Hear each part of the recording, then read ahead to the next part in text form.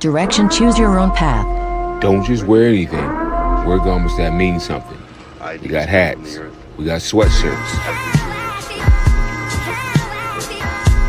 We got jackets.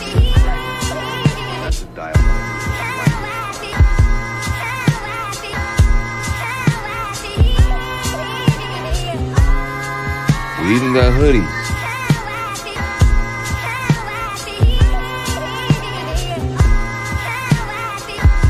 Let's not forget our classic tees. Direction, choose your own path.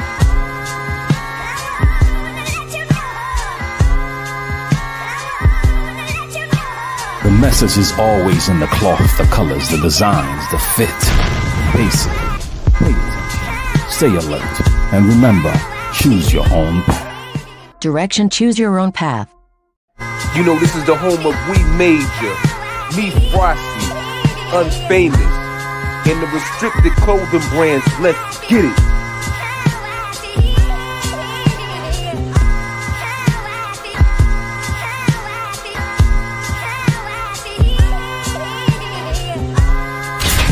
The message is always in the cloth, the colors, the designs, the fit. Basically, pay attention, stay alert, and remember, choose your own path.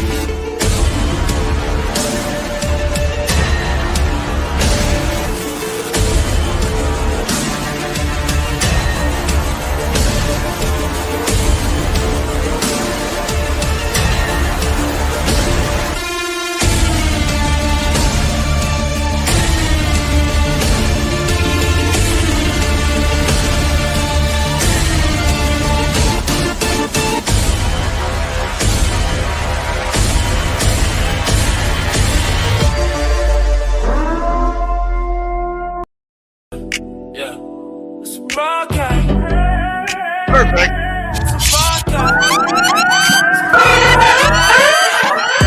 Just subscribe, tell a friend, tell a friend. I could go live again. So hit the likes, my friend, on your way in. First off, salute the chat. To all new cousins, welcome back. Searching for the real, this is where it's at. The latest topics and panels and brother, don't get sent to the bathroom. We got all the stats, two back to backs in the morning or the afternoon. Tuesday, women's POV, two Fridays, dancing jamming tune. It's a community of real, living better than the world news. This might be risky, I hope you know. This might be risky, let's go. This might be risky, no, I love you, real, I love it. This might be risky. Salute to DJ HAMP, it's time to start the show.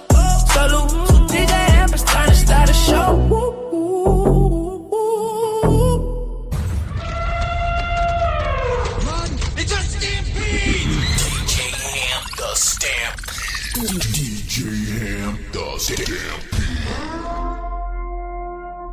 Yo. Yo. Like, share, subscribe, tell a friend and tell a friend. Hit that like button right now if you can. That helps the channel the most. DJ HAMP, the Stampede, we in the building. I had to do this pop-up. I just been seeing this all day, you heard? All day I've been seeing this. And we had the conversation about ICE and how they conduct themselves much differently from the police. Like we were saying before, you very rarely hear those warnings from them that you hear from local police. And I think that shit is making a real difference negatively as they continue to try to do their job, quote unquote, allegedly, agenda, whatever you think it is, it may be, man. Jay, what up? Sherelle was goody. Sutarelli in the building. Rock Solid was popping. Snow was goody. Shalom, Aki, good to see you. Hope all is well. You heard? Impressed in the building, putting in work, of course. Nightbot behaving. That's always a blessing. Son Kid. Shalom, what's popping? Good to see you. Good to see you. Good to see you. I ain't seen you in a month for Sundays. Hope everything's everything. Shalom, man. Let me see. To all the brothers and sisters that are celebrating the Sabbath today or recognizing the Sabbath, Shabbat Shalom, man. You know, hope all is well, man. Kasim was popping. AL in the building. And AL, you should have some good thoughts on this, man. Angel, what up?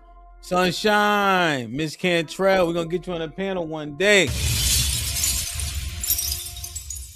Yo, what's good, Rainbow Kid? Yeah, man, we just in the house chilling. It's cold in Texas, and even though we from up top, it's like we get accustomed, we get spoiled to, you know, that good hot weather. You heard? So, yeah, man, I'm chilling. All the boys is in here with me, so that's just me, Chug, and the dog. You know, but yeah, man, I said everybody inside. Let's see what's what. You heard? Nightbot putting in work. I like it. We gotta update that one though. Perfect. Hit the like button. Salute to the 50 people in the building. Please like, share the stream. I think this should be an interesting conversation. We'll see how long we'll be here, man. Maybe we'll do some music, some shit like that. We'll see, you know? But this was uberly important. So just to finish what I was saying, let me know if the sound is too loud. But yo, this shit get real quick, and we understand that violence is happening way more than what we see with ICE. However, when people are in authority, I think the responsibility is uberly different. You know, if I'm having an issue with another man and we get into it, he doesn't have that authoritative responsibility, accountability, but also like how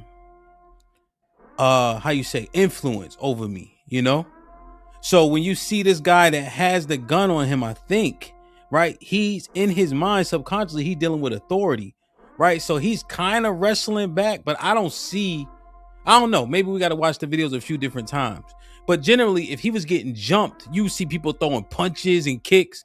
But when you see people being accosted by the police and the police have the numbers, people are kind of maybe resistant, but they're not throwing punches and stuff back, right? So it's a different situation when you start to deal with the authorities and things of that nature, man. So I don't know. It's interesting.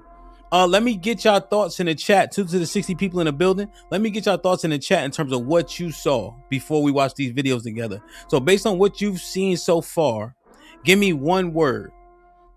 Give me a sentence, right? Because I don't want to stifle you by one word, because it may be hard to surmise with just one word. But give me a sentence in terms of what you saw with this man being shot by ICE agents and losing his life. I don't want to frame it as shot and murdered or defense or justifiable. Just what do you think about what you saw?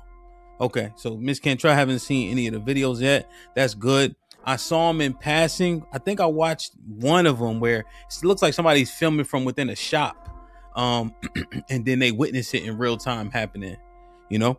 But I'm just interested to get y'all thoughts, you know. All right, cool. So Miss Cantrell hasn't seen it. Impress hasn't seen it. Okay. All right. So we got some new energy. Fat Boy said he was executed. Angel said he hasn't seen it. Kasim hasn't seen it. Okay. Really? All right. So shit. We might like that. All right, cool, man. Share the stream. I know this Saturday, so this might be risky. We usually don't go live Saturdays, but I say, yo, let me turn it on. I know everybody inside just chilling, you know. Crash out or cash out, stupid behavior in an impossible situation. I see a lot of irresponsible politician. Man, I was the guy should have stayed home. Boy. All right, first let's watch. So now, one thing you see I have up there is the Second Amendment. You know, what does that mean? What does it look like for us in terms of the Second Amendment, in terms of what we've been seeing? Okay, so Ignorant hasn't seen it either. All right, that's good then. That's kind of good. So the Second Amendment came in my head, you know, when I was looking at this video. All right, cool. So we'll play it together. But the Second Amendment, when I saw the one I saw, and I got like 7 of them up here. So we'll be watching probably 6 out of the 7 together in real time. You know, I just kind of compiled a few. People sent them to me. So I just clicked them up there. Boom, we got them ready. But the Second Amendment popped in my head when I was looking at this. And I know the guy had a gun on him and concealed carry, but he was, from what I saw in the video, I didn't see the vigorous fight as though he was being jumped by people. It looked like he was being detained or accosted by police, and his behavior seemed to be like that, you know? So let's read the Second Amendment real quick when we look at this, because salute to my brother, my big brother said in the building, who said with the $2, hired henchman. Fat Boy said he was executed. Yeah, Rainbow. Let me know if the purge siren too loud, man. But is this a semblance of what the Second Amendment was put together for in the first place? Are we seeing this in real time? Like, are we seeing what the reason in which this was constructed? Word for word, the Second Amendment of the U.S. Constitution states, a well-regulated militia being necessary to the security of a free state. The right of the people to keep and bear arms shall not be infringed.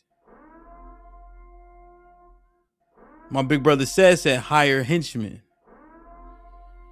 A well-regulated militia being necessary to the security of a free state. The right of the people to keep and bear arms shall not be infringed. This amendment protects the right to own weapons of self-defense and security, but its precise interpretation, especially concerning an organized militia versus individual rights, has been subject to legal debate. Let me go to another slide that I had. This gives us more commentary on it. So, the Second Amendment to the U.S. Constitution, ratified in 1791 as part of the Bill of Rights, protects the right of the people to keep and bear arms in text states. A well-regulated militia being necessary to the security of a free state, the right of the people to keep and bear arms shall not be infringed. Key aspects of the Second Amendment. Purpose. Originally intended to allow for citizen militias to defend a free state and act as a check against tyranny. See, what up?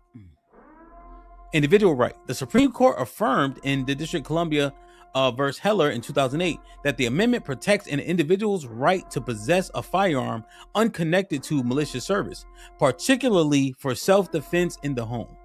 Incorporation, McDonald versus City of Chicago 2010, established that this right applies to state and local governments, not just federal government. Okay.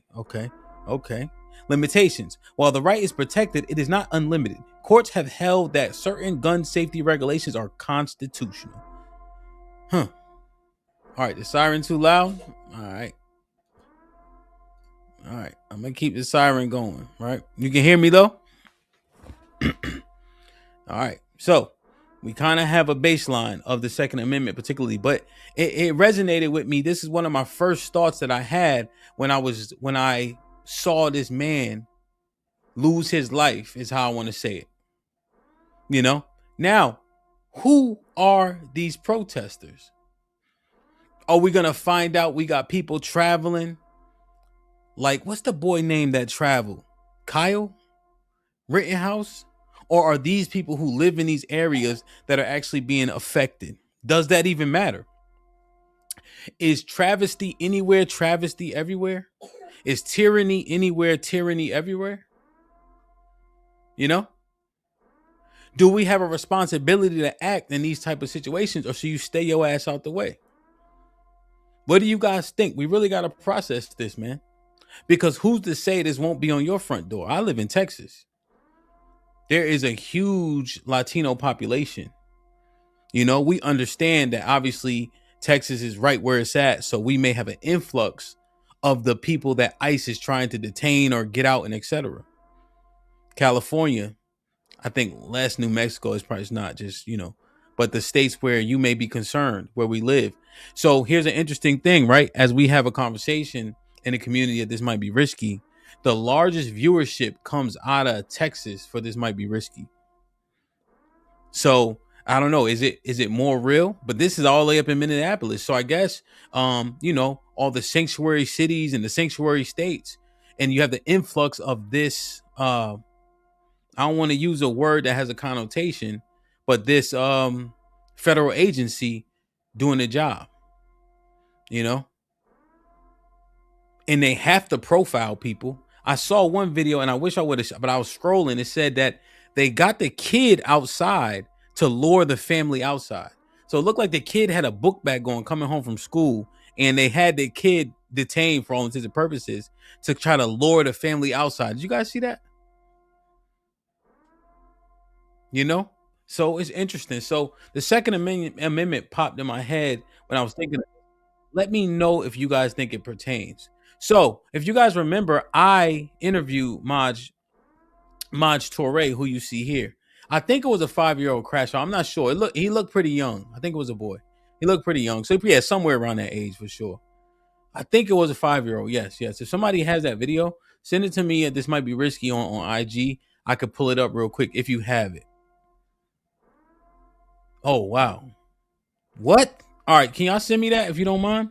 So Maj was giving his 2 cents. So if you guys remember the interview I did, right? He is a gun enthusiast. He is a I don't want to get the what's the where you like kind of like police yourselves, you have all your rights. His not a I can't think of the word, right? But he's a gun enthusiast, right? He trains, he has classes, a course, a full setup of people helping him lose weight, training on guns. Reese, what are you talking about? I'm trying to talk through it, right? So just help me talk through it. That's all, right? I don't know what it saw, but it looked like they had him. And they was trying to, invite whomever out. But it was just a clip. Like I said, I didn't see it, so I need to be edified on it. Somebody just send it to me. Yeah, libertarian. Thank you. So this is Maj's kind of take on the Second Amendment and people. You see, he has the. I'm not sure if they are Black Panther. Well, I'm not sure who these people are in the photo here.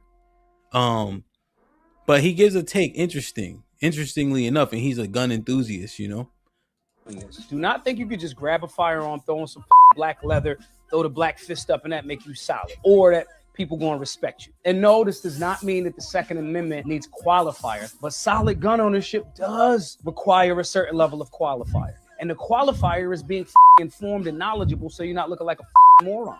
Other than getting gun owners who know better to troll you and make fun of you online, bad photo ops like these serve no real purpose, and you will not be taken seriously. You do have a God-given natural right to be armed, for sure. But a key way to show that you understand the importance of that is to be informed and on point. You gotta stop making a spectacle of yourself, giving the troglodytes on the right a chuckle. Take a class and get some training. If you're watching this on Instagram, just comment BGM and the link will come directly to you. Yeah, these rules to the streets you don't know about. You can't just take it back when your soul is out. To the people. Yo, gun training matters, man. Yo, B, what's goody? Oh yeah. Yeah, no, I don't know, man. Somebody send me the video real quick. I definitely would love to, yeah, and definitely, Reese, I agree. I just didn't see it, I don't know. I thought the boys coming home from school and then they grabbed them, you know what I'm saying? So,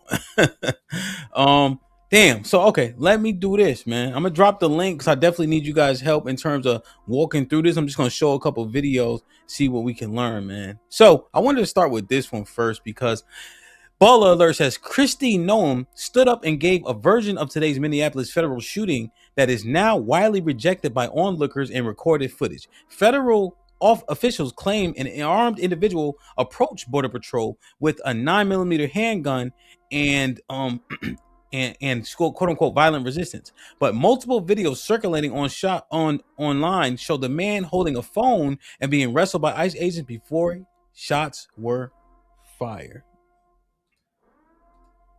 Individual approached U.S. Border Patrol officers with a 9mm semi-automatic handgun. The officers attempted to disarm this individual, but the armed suspect reacted violently.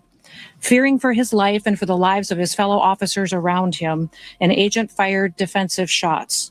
Medics were on the scene immediately and attempted to deliver medical aid to the subject, but he was pronounced dead at the scene. The suspect also had 2 magazines with ammunition in them that held dozens of rounds. He also had no ID. This looks like a situation where an individual arrived at the scene to inflict maximum damage on individuals and to kill law enforcement. An individual and a fraud that they have allowed to happen. Yes. The White House has labeled the man who was killed in Minnesota as a domestic terrorist. Is that something you agree with? And have you seen any evidence to when back you up that perpetuate claim? Violence against a government because of ideological reasons and for reasons to resist and perpetuate violence, that is the definition of domestic terrorism. This individual who came with weapons and ammunition to stop a law enforcement operation of federal law enforcement officers committed an act of domestic terrorism. That's the facts. And a fraud that they have allowed to happen. Give me the iPad. Yes. The White House has labeled the intent to do bodily harm and other convictions as well. This individual went and impeded their law enforcement operations, attacked those officers, had a weapon on him and multiple dozens of rounds of ammunition, wishing to inflict harm on these officers coming brandishing like that and impeding their work that they were doing. Will continue intent to do bodily harm and other convictions as well. This individual went and impeded their law enforcement operations, attacked those officers. What you think, man? Do we believe what she's saying, or is she off? What? Here. You mean the sound? You can't hear it?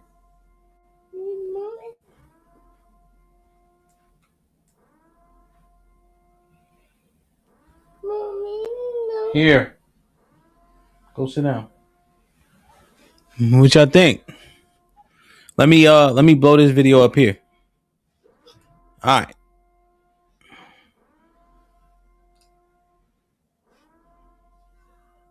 They took his legal weapon first, then they murdered him. I will show you the proof. Here's the lie from DHS's McLaughlin. She said, someone approached the agents with a 9mm semi-automatic handgun. The officers attempted to disarm the suspect, but the armed suspect violently resisted. And then their stock line. Fearing for his life, the agent fired defensive shots. Here's the video of what happened before the shooting. The victim did not have his weapon out. His weapon is concealed inside his waistband. He is trying to help this person that they just pushed to the ground. He's not attacking anyone. They mace him first, and his weapon is concealed. So right now, no one knows that he is armed. Fuck people!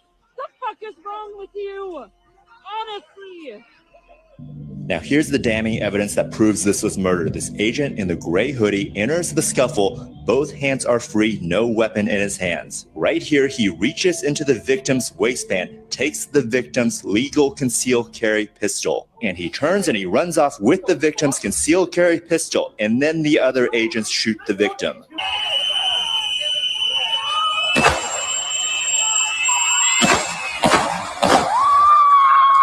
In this angle, you can see how many rounds they fired into the victim.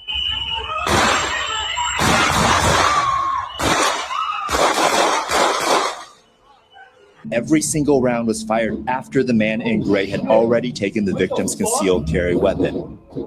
Minneapolis Police Chief O'Hara said that the 37-year-old man was a lawful gun owner, had no criminal history, just one parking ticket. Simply being armed is not a crime. It does not justify being shot by these agents. Even if his conceal and carry was a threat, which it wasn't because it was in his holster at his back, but even if that was justified, the agent in gray took possession of that weapon before any shots were fired. So the justification of killing this man because he was armed goes out the window when your own agent takes possession of that said weapon. And now Stephen Miller is calling this murdered man a domestic terrorist. Please share this video, set the record straight. Americans, we have to wake up. Federal agents are murdering U.S. citizens in the streets, and the federal government is protecting the murderers. ICE murder. I ain't watched this one. But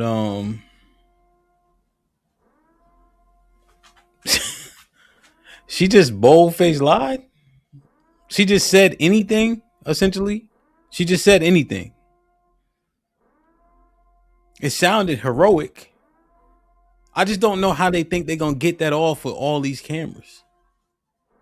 I don't understand how they think they're going to get that off with everybody recording at all times. I'm not sure if there's a way to justify them shooting him. I understand that he had the gun. Did they know he had a gun? Did he say he had a gun? So you can't really hear them talking. He took the gun. Why did he run off like the Hamburglar though? I don't understand that. Like, why did he say, yo, like I got the gun off him? I don't know. It's just interesting. They didn't say anything about finding another gun. This might be risky on Instagram, Coliseum. This might be risky on Gmail. Or yeah, you could do it on Gmail, but send it to Instagram because I have Instagram up, so it's just easier. Hold on. All right, so I like this dude has interesting commentary.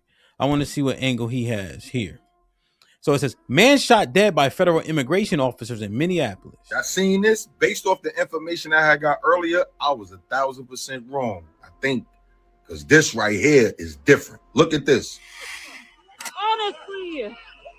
So Gotham City, God, right? I don't know if you guys know his content, but him particularly, he would be in a similar vein as like Mr. Fantastic, essentially, right? Just to give you guys context of his commentary, what he usually talks about, right? Like a similar ideology as Mr. Fantastic, okay? Just so you can kind of understand his take.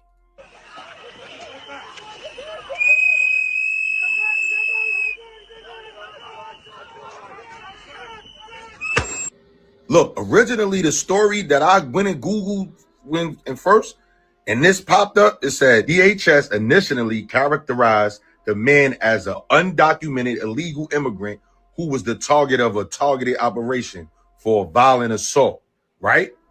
Now, we see that shit was a straight execution.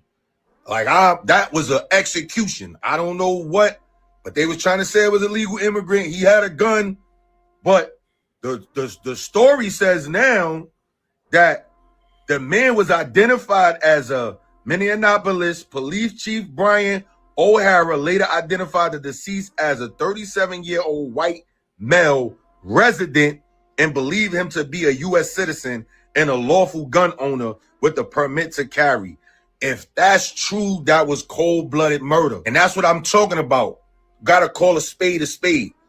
Earlier, I was under the impression that, like, yo, there was a legal immigrant armed and resisting arrest. So that you resisting arrest with a gun on you with 2 clips on you, and that's liable to happen. But a citizen, a U.S. citizen that happened to is curtain call. Like, it's no way around that.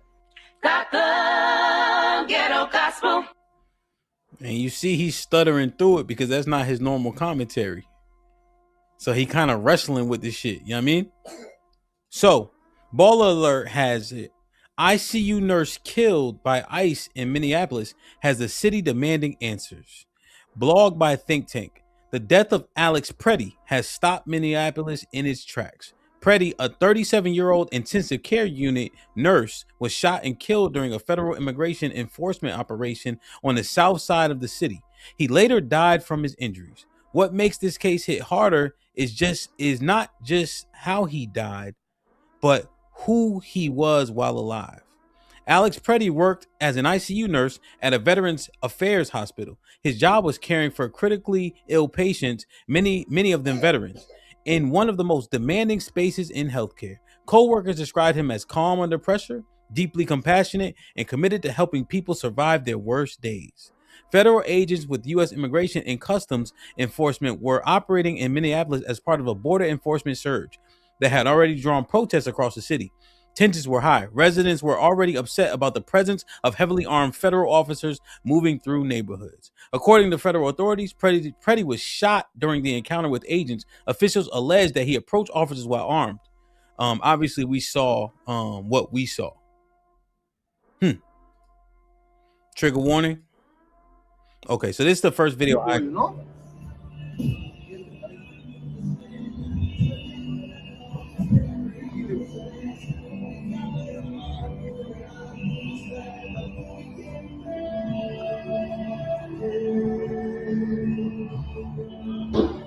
Holy shit!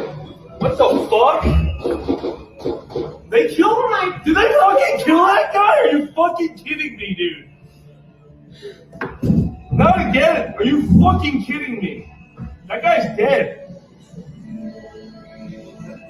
Yo, we need people on site. They're doing too much, man, and they keep pushing people, you know?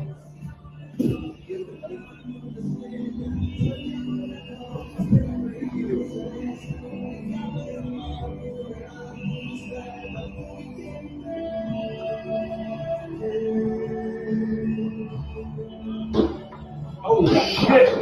What the fuck? They killed him? Did they fucking kill him?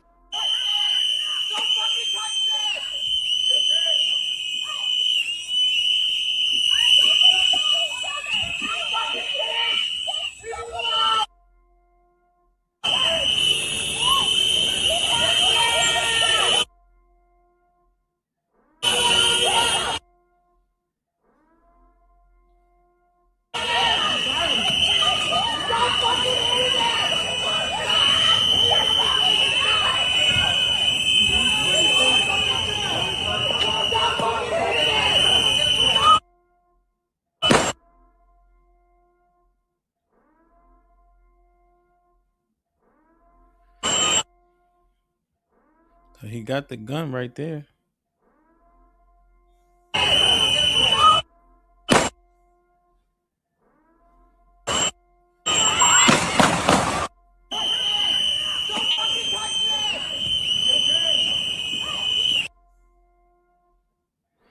So this looks like the Attorney General Keith Ellison says, I share the intense grief and anger of so many that another Minnesotan, Alex Preddy, 37 years old, an ICU nurse who served veterans, was fatally shot during the Trump administration's Operation Metro Surge. On Monday, January 26th, my office and I will be in court arguing to end this illegal and unconstitutional occupation of our cities and the terror and violence it is inflicting. This must stop now. So that's from the Attorney General. Mayor Jacob Fry says, today we lost another Minneapolis neighbor after multiple ICE agents pummeled him and shot him to death. How many more people need to die or get shot before this ends? President Trump, I am calling on you to put the American people in this American city first and get ICE out. Yup. Shalom, Samuel. Man, what y'all think? What do y'all think? So what is this that we're looking at? Are we looking at a citizen who's trying to do a good deed in the midst of these all agents, trying to yeah, I'm about to drop the link. You got to be on camera. So let me ask, all right, we got to make sure we have given an honest assessment. We saw what we saw. In terms of him being where he was and doing what he was doing, is he within rights and within his right to do that? So is he within his right to impede their investigation or them trying to apprehend whomever may be an illegal immigrant, essentially? So he's in the way of what they're trying to do, right? And even though he doesn't seem super combative, he's not allowing them to do the job that they're there to do, allegedly. So he does have his hands up and his gun up, or and his phone up, right? Just to be clear, but he is in a way. And so they mace him, they bring him to the ground. Looks like the guy pulls his gun from him, away from him.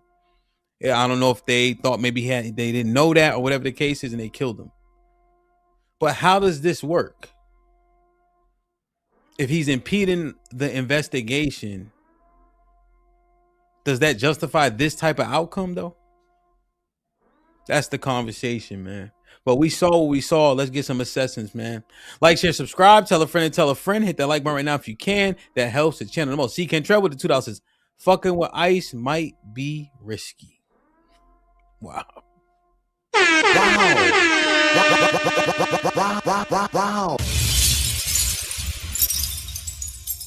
Brother Number was popping.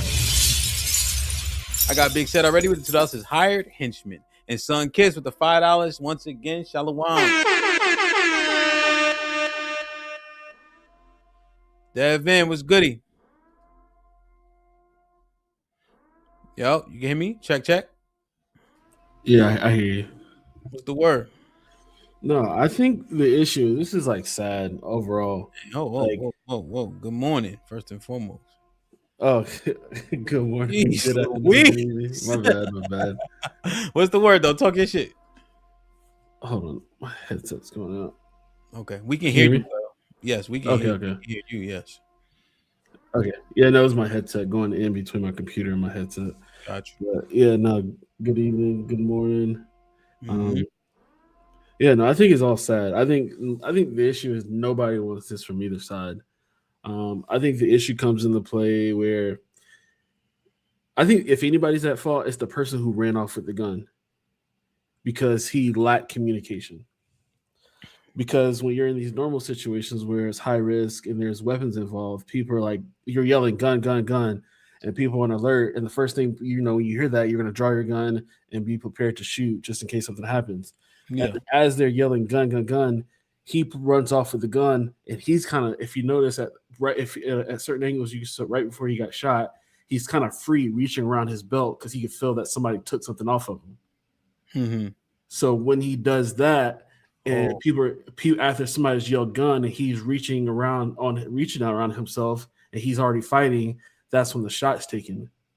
So I think the issue is things were done to standard and correctly, except for the guy who he missed an important key step is when he took the gun, he should have announced and communicated that he had disarmed the guy.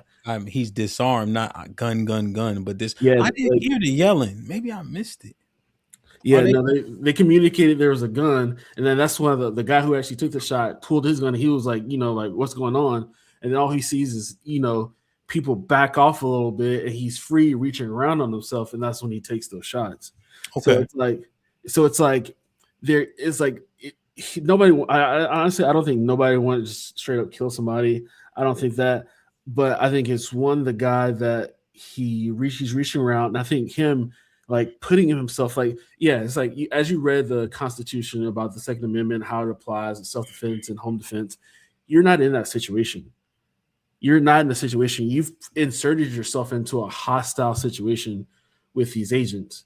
So that being said, after you've inserted yourself with these hostile agents and you start getting hostile, then those lines start getting blurred between like what is your intent, what is your purpose.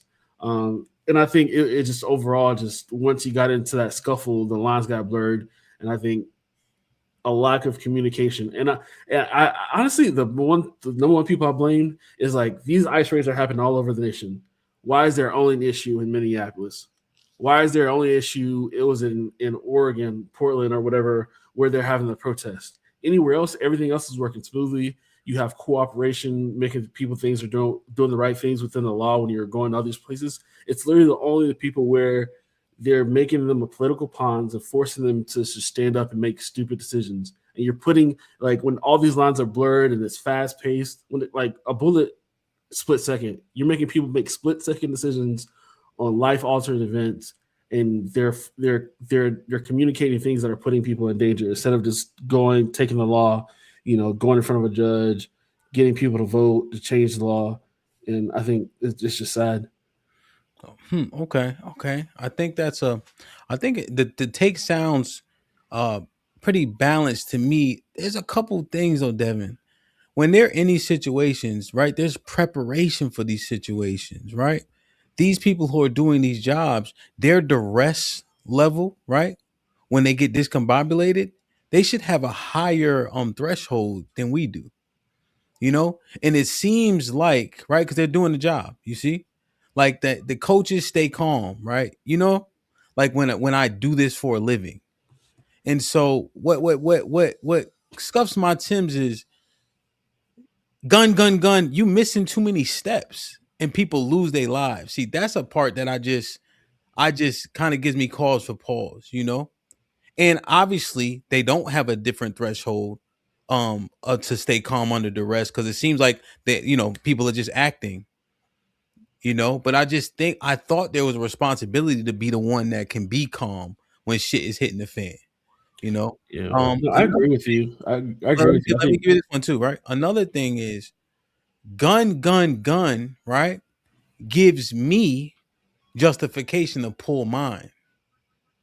Right? Whenever we heard that with local police, gun means that it's a shootout, right? I have the opportunity to get shot, so therefore I need to defend myself with lethal force. Like you said, the guy communicated poorly, but now we don't get a life back. I thoroughly understand staying out the way so you don't get killed, so you don't get shot. But is that the stance that citizens should take? Because in that amendment, if there's a fight against tyranny, what does this look like? I mean, I think that's the. I think I agree with you. I think the Constitution holds, but it's still. I think when it gets to that point of fighting against tyranny, then there's an idea that you're going to lose lives. The tyranny that you're fighting against, they're going to lose casualties, and you fighting yourself because you fighting for something you believe in, you're willing to lay down your life to fight for what you believe in. And I think we understand, like, I think people understand it in like verbiage and whatever, but sure. I don't until the rubber meets the road, people don't really understand it. Like we have a sense of like entitlement to it. So I mean, at that point, what law is going to actually matter? Yeah. No, 100%, 100%. It's interesting that you point out, Minnesota being kind of the lens, right, that has the microscope on it.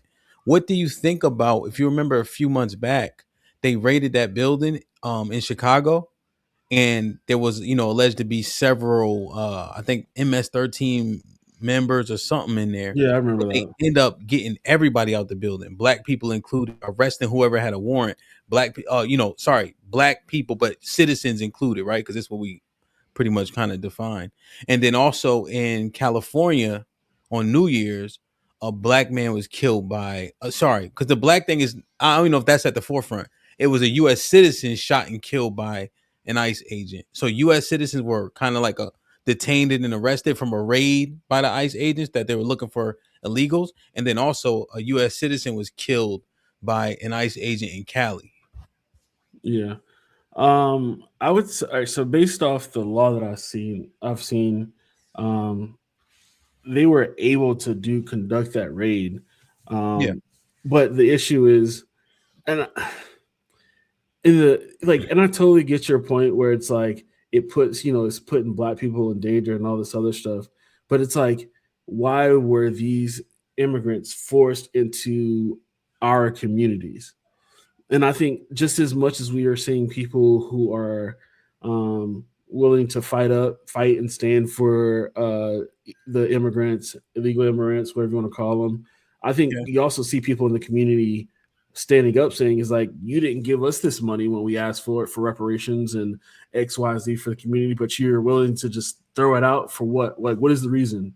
People are speculating, oh, it's for votes, because at the end of the day, you don't have to be legal to be counted as a person that for the census when they give House of Representative seats.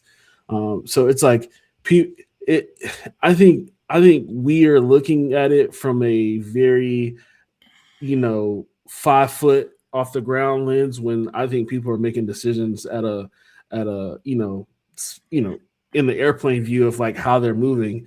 And you got to understand the whole playing field before you start making moves and decisions and what you want to fight for, why you want to fight for it. I think that's very key.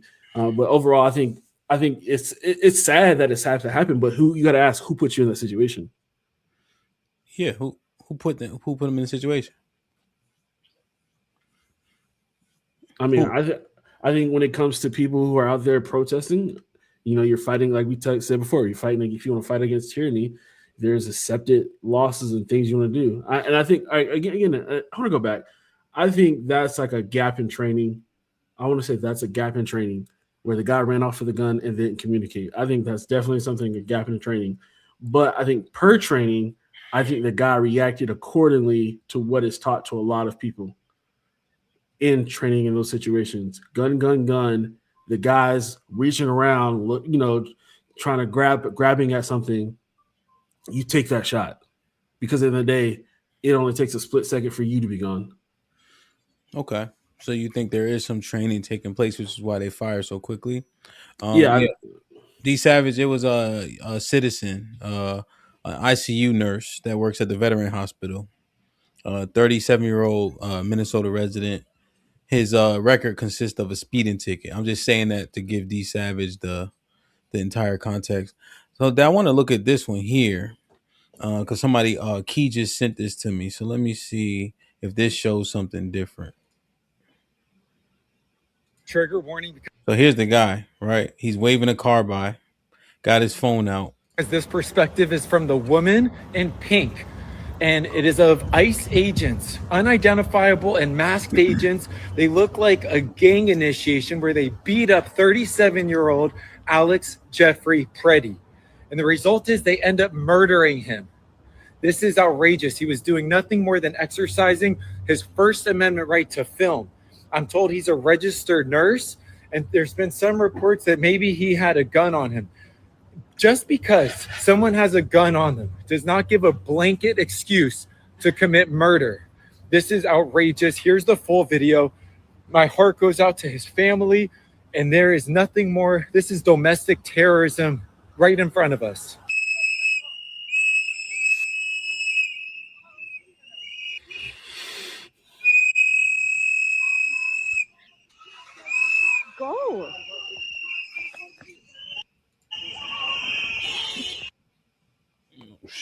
Too far. Trigger warning because this perspective is from the woman in pink, and it is of ICE. I think that first part says a lot, though. Huh? I think this first part right here says a lot, where it's like, where we're like, hey, you have the right to protest and whatnot, but these people are literally at like the back of a federal agent, antagonizing, blowing the whistle, and doing the most, and then to the point where somebody else is stopping the road, and the guy's like having to direct traffic. Come on, we like you're good to like continue and drive by. Obviously not, because they stopped. So it's like you're causing, like, you're not just protesting, you're like actually interfering and like breaking the threshold of what is lawful and unlawful at that point. Okay. And I just think it's just like stop, like the idea that they feel like they could escalate it to that point is, I think that is like the biggest issue within Minnesota at like period. Okay, so you think they're protesting too hard? Like, I feel like you have the right to protest, but the fact that he's at his car, they're right behind him blowing his whistle, and like just at this point, you're interfering the traffic stop because they don't know. Like, this thing, the most objective thing you could say out of this whole thing is the car has no idea what's happening, but they stopped in the street because they don't know if they can pass or not. Okay, yeah. So he's riding up. There's obviously commotion here. Now, yeah. So the cop is just, because you don't know, people could fall out in the middle of, get pushed back. They doing all types of shit. All right. Also, people just rubberneck when they see shit going on. Yeah. So I'm kind of letting it play because I made a mistake, so now I rewound it. I really want him to stop talking and move so we can watch it. So I think he plays it again after he gets out the way, and I'll turn the sound on at that juncture because he's talking over it right now. It seemed like y'all disagreeing mostly with Devin. Y'all hit the link. Let's figure it out. All right, so right here, right? So they blowing the whistles.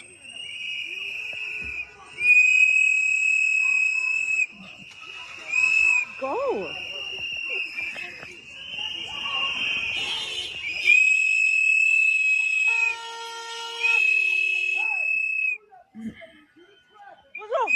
What the fuck is wrong with you?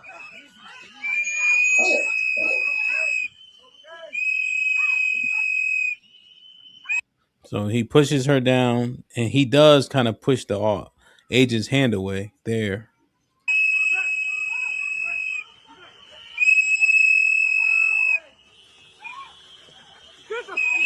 The fuck, people? The fuck is wrong with you? Honestly.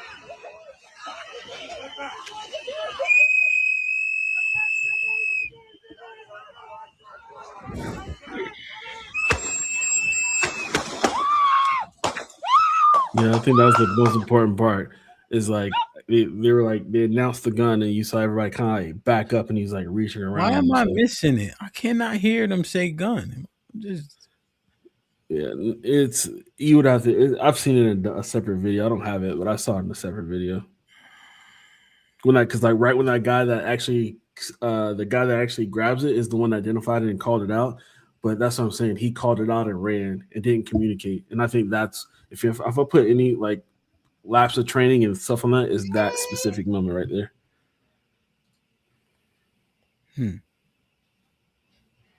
Because how many times else like we've seen in situations where you've seen them yell gun and they're just reaching for something, and that's when they shoot. Like, just outside of this scenario, in other situations, we're seeing where people, they have announced the gun, and you see the person continue to reach around for the gun and they get shot. Just outside of this scenario.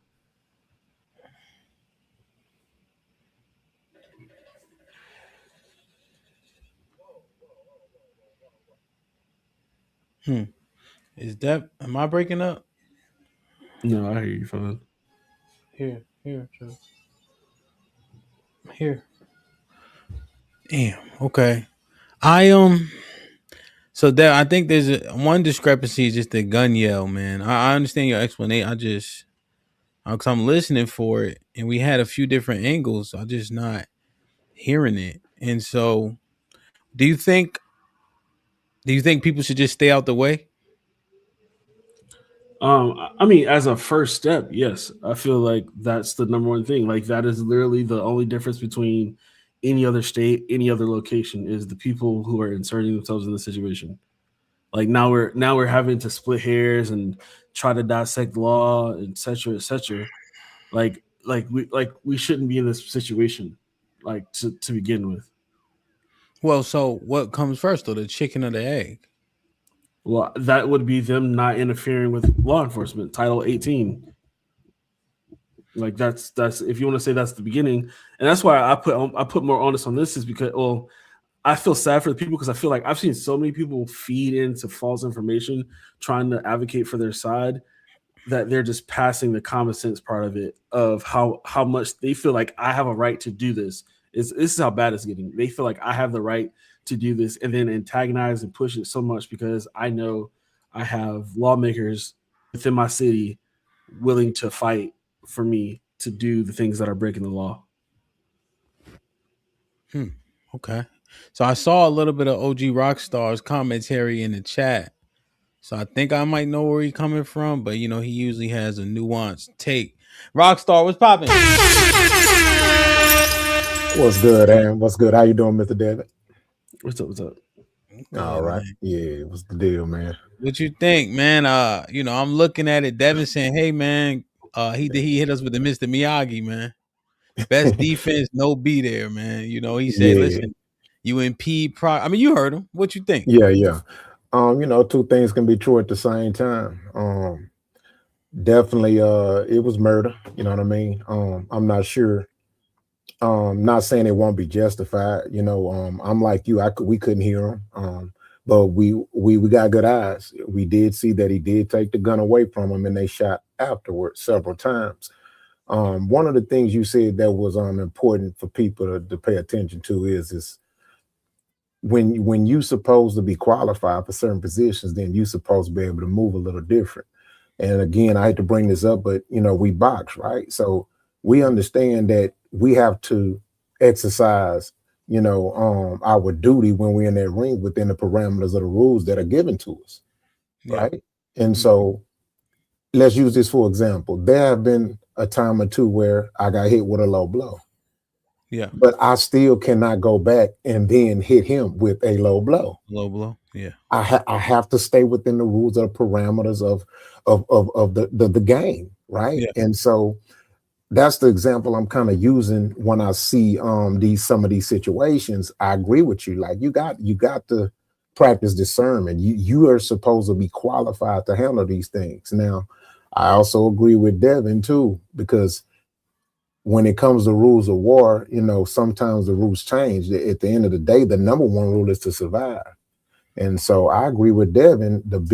Unfortunately, the biggest mistake that the guy did was just being there, and it costed it his life. You know what I mean? All right, go potty. Yeah.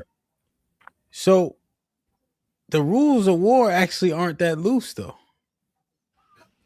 Well, here's the thing. If you can't identify, the brothers I know that been over there, and when they tell their stories, and Aaron, Big Aaron, I don't know if you saw him on the panel. You saw him on Mondays. He's a sniper. He was a Marine sniper. I interviewed him actually. He has 12 confirmed kills, and he if you can't identify a weapon or some type of something, even if it's a threat, you can't just shoot him to preserve your life. They have to identify something. So, it's interesting. So, yeah, I agree, man. Rockstar, how does this look? Right? No B there, I get it, right? Yeah. What if these people are feeling like they have a duty to, like they seeing what's happening? Are you saying we should citizens should just stay out the way? No, not at all. With that? What's up, Mr. No, Payne? not at all. I definitely respect their right to protest. That's their right. That's what makes America great. And the minute you take that away, then what you start to witness is tyranny. And that's a problem. That's a problem. Yeah. So, okay. So if you assess the situation, right?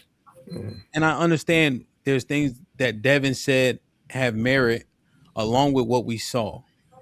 What is your definitive stance on what you saw and what you think the penalty should be? I definitely think that the cops that shot him should be held accountable. They He should be should. held accountable. Okay. Yeah. So you see it as murder?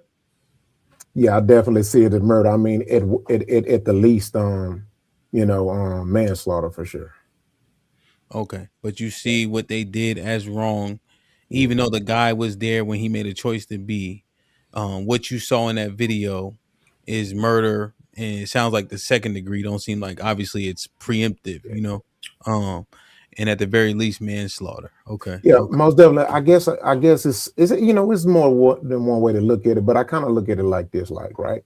If someone robs me, right? Yes. These two or three guys, man, they got the upper hand. Like, am I gonna protest them? You know what I mean? My right to, to protect what's mine that they're trying to take is, but again, that's not giving any guilt towards the guy that died. He shouldn't have died. He wasn't being violent toward anyone. But sometimes you have to make survival decisions too. It's okay to practice your freedom, but you got to know when to make the survival decisions. Okay, so you think in this instance he made a bad decision that cost himself his life?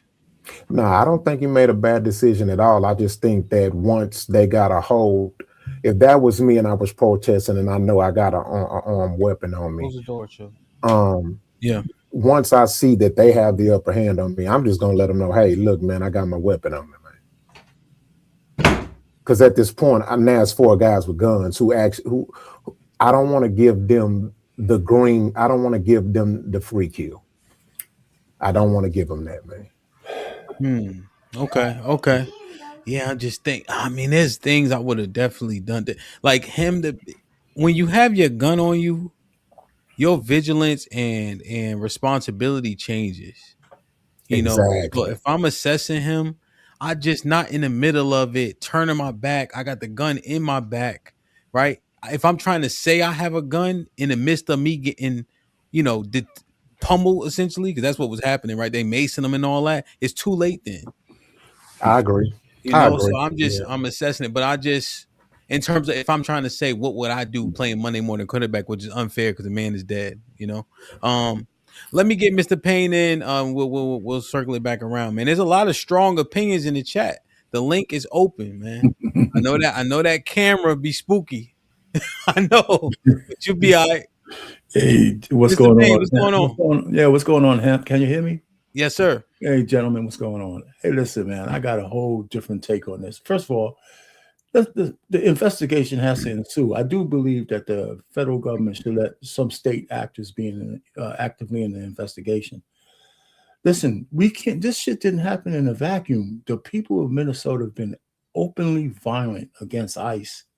So when you see a man walking up to you armed, you're already hyped up. And one of the things that nobody wants to talk about because the conservative messaging stinks, if the mayor and the governor would allow ICE to work with the police or would allow their police force to work with ICE, with those detainers, all this shit would go away.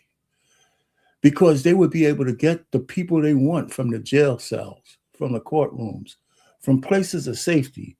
And 2 men can go get that criminal as opposed to putting thousands or hundreds of thousands, not hundreds, but thousands of cops out there to get 1 man because they got to fight with the citizenry to get to their targets.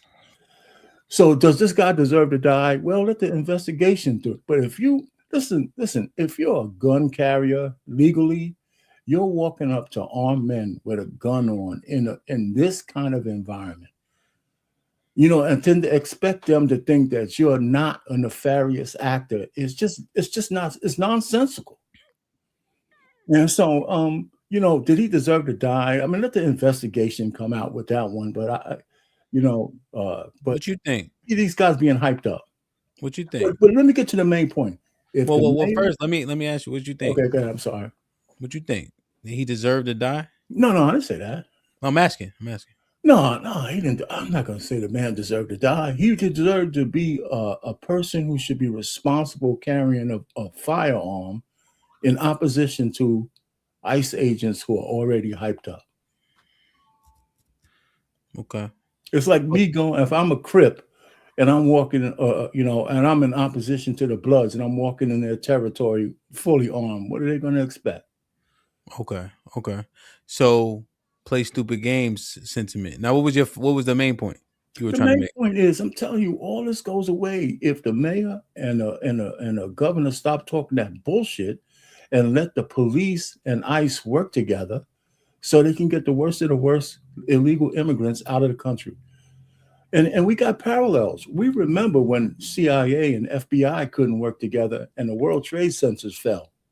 Do you think, and now we have two police organizations being disjointed by ideology, and who knows who's being released into this country? They ain't all just murderers and rapists. Some of these people could be terrorists. And we're going to miss them because we're not cooperating in the blue states. And there's another parallel. The blue states are in open opposition to the federal government. The only last time that happened, we were in civil war. This is crazy. And I think all this propaganda is bullshit, man. It's a simple solution to this. It really is. Okay, now let me ask you. This will be quick, Rockstar. Do you see this as like a equivalent, like Bloods and Crips, or that was just a loose analogy? That's a loose analogy. Okay, but the citizens that are in opposition and therefore exercising the right to protest, how do you see them though? Well, no, exercising your right to protest. No, but how do you see them though? Like these people in Minneapolis, like do you see them as agitators? They're not a monolith. There's people who are really protesting, and there's people who are in violent opposition. It's not just, these are not peaceful protests. Okay, is it the majority that are peaceful in your opinion, based on the videos you referenced? Are the majority? You can just turn on YouTube. If you stand in front of a ICE car, going or coming from a scene, that's obstruction of justice. And they've been too lenient. They should have been busting their heads and throwing their asses in jail just for standing in front of a car. So and they're too lenient. So now it's kind of built up. But I'm saying all that stuff is so unnecessary because the leadership is using their citizenry as pawns to prove a political point. And it's working. Yeah, it's fine. And it's working. They're using people as pawns. How about that fake dude he's supposed to be a Black Panther? Yeah. And if as blacks we fall for that shit, we might as well just get ourselves off the face of the earth. So, I mean, they're just using people, to get their points across. It's a bad situation. It's not good for the United States. 13 out of 17 states are blue, and they're in open opposition to the federal government. Just like in the Civil War, it was 11 out of 13 in open opposition, and it just starts small. So who knows where this could go? Okay. All right. So Rockstar wanted to say something quick, and I'm gonna give Truth the floor unadulterated. All right. Go ahead, Rockstar. It's just mind blowing, man. It's just mind blowing how we let our political affiliations, religious affiliations, frat affiliations, whatever it is, man. It's just mind blowing to me how we always seem to find a way. I mean, we could talk about apples and we'll get to talking about politics and religion and all that. Look, man, at the end of the day, when I look at situations like this, man, I look at it from my eyes. My eyes are not no religion. My eyes don't see none of that. I see the incident itself and then I assess it. I don't know. It just be mind blowing how these type of things, we have conversations on situations like this, and it just always goes to the accountability being held by politics and stuff like that. At the end of the day, this is about morality, rationale, and competence or incompetence, man. We, regardless of what those cops' political parties is, or the guy who they killed political party is, religious, it doesn't matter. The question is was this a jest or not? And at the end of the day, from what my eyes seen, and I saw every angle that HAMP posted, so people can't run with one video. That man was unjustly murdered. They took the gun away from the man. And let me add this stat to you. It says on average, 85,730 police are assaulted a year. Now, let's just take a third of those. If you take a third of those assaulted officers, basically, if they're assaulted, they have a free kill to defend themselves with their gun. Can you imagine the mess if just a third of 85,000 officers that were assaulted took a life of the person that assaulted them? Come on, man. That's an interesting point. And yeah, and that's one thing I was saying, Rockstar, on the stream what we did, I think a few days ago. I'm saying these men here don't police like local police. They not playing. They ain't saying shit like stop resisting, so they not doing none of that shit. You see in this video, he pushed the lady down just like, the fuck out of here. Like, they not playing by those local law enforcement rules. And you see a stark difference. Right. And I think that the citizens need to understand, like, they don't have those same, how you say, like requirements, But let me get Tarus in, because I know he was talking this shit in the chat. Tarus, what's good, my brother? Let me read these 3 truths and you got the floor. Big O, what's popping with the 10 ounces? The reason there are sanctuary cities exist is because immigrants weren't reporting crimes because they didn't trust the cops. Sanctuary cities were created so they wouldn't fear being deported. Mr. Payne with the $5 says, all the mayor and governor had to do is allow the local police to cooperate with ICE, just like they do in the red states. It is just that simple. AL with the $5 says, if they can blame Trump for January 6th, then the politicians on the left are to be blamed for the people's deaths. Some are even paid agitators. Oh, Ken, what up?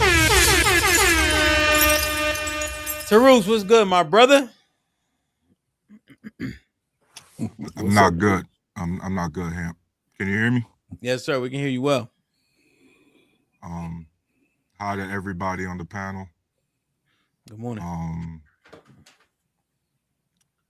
Bro, this is the second U.S. citizen killed by a federal agency that's supposed to be targeting immigrants.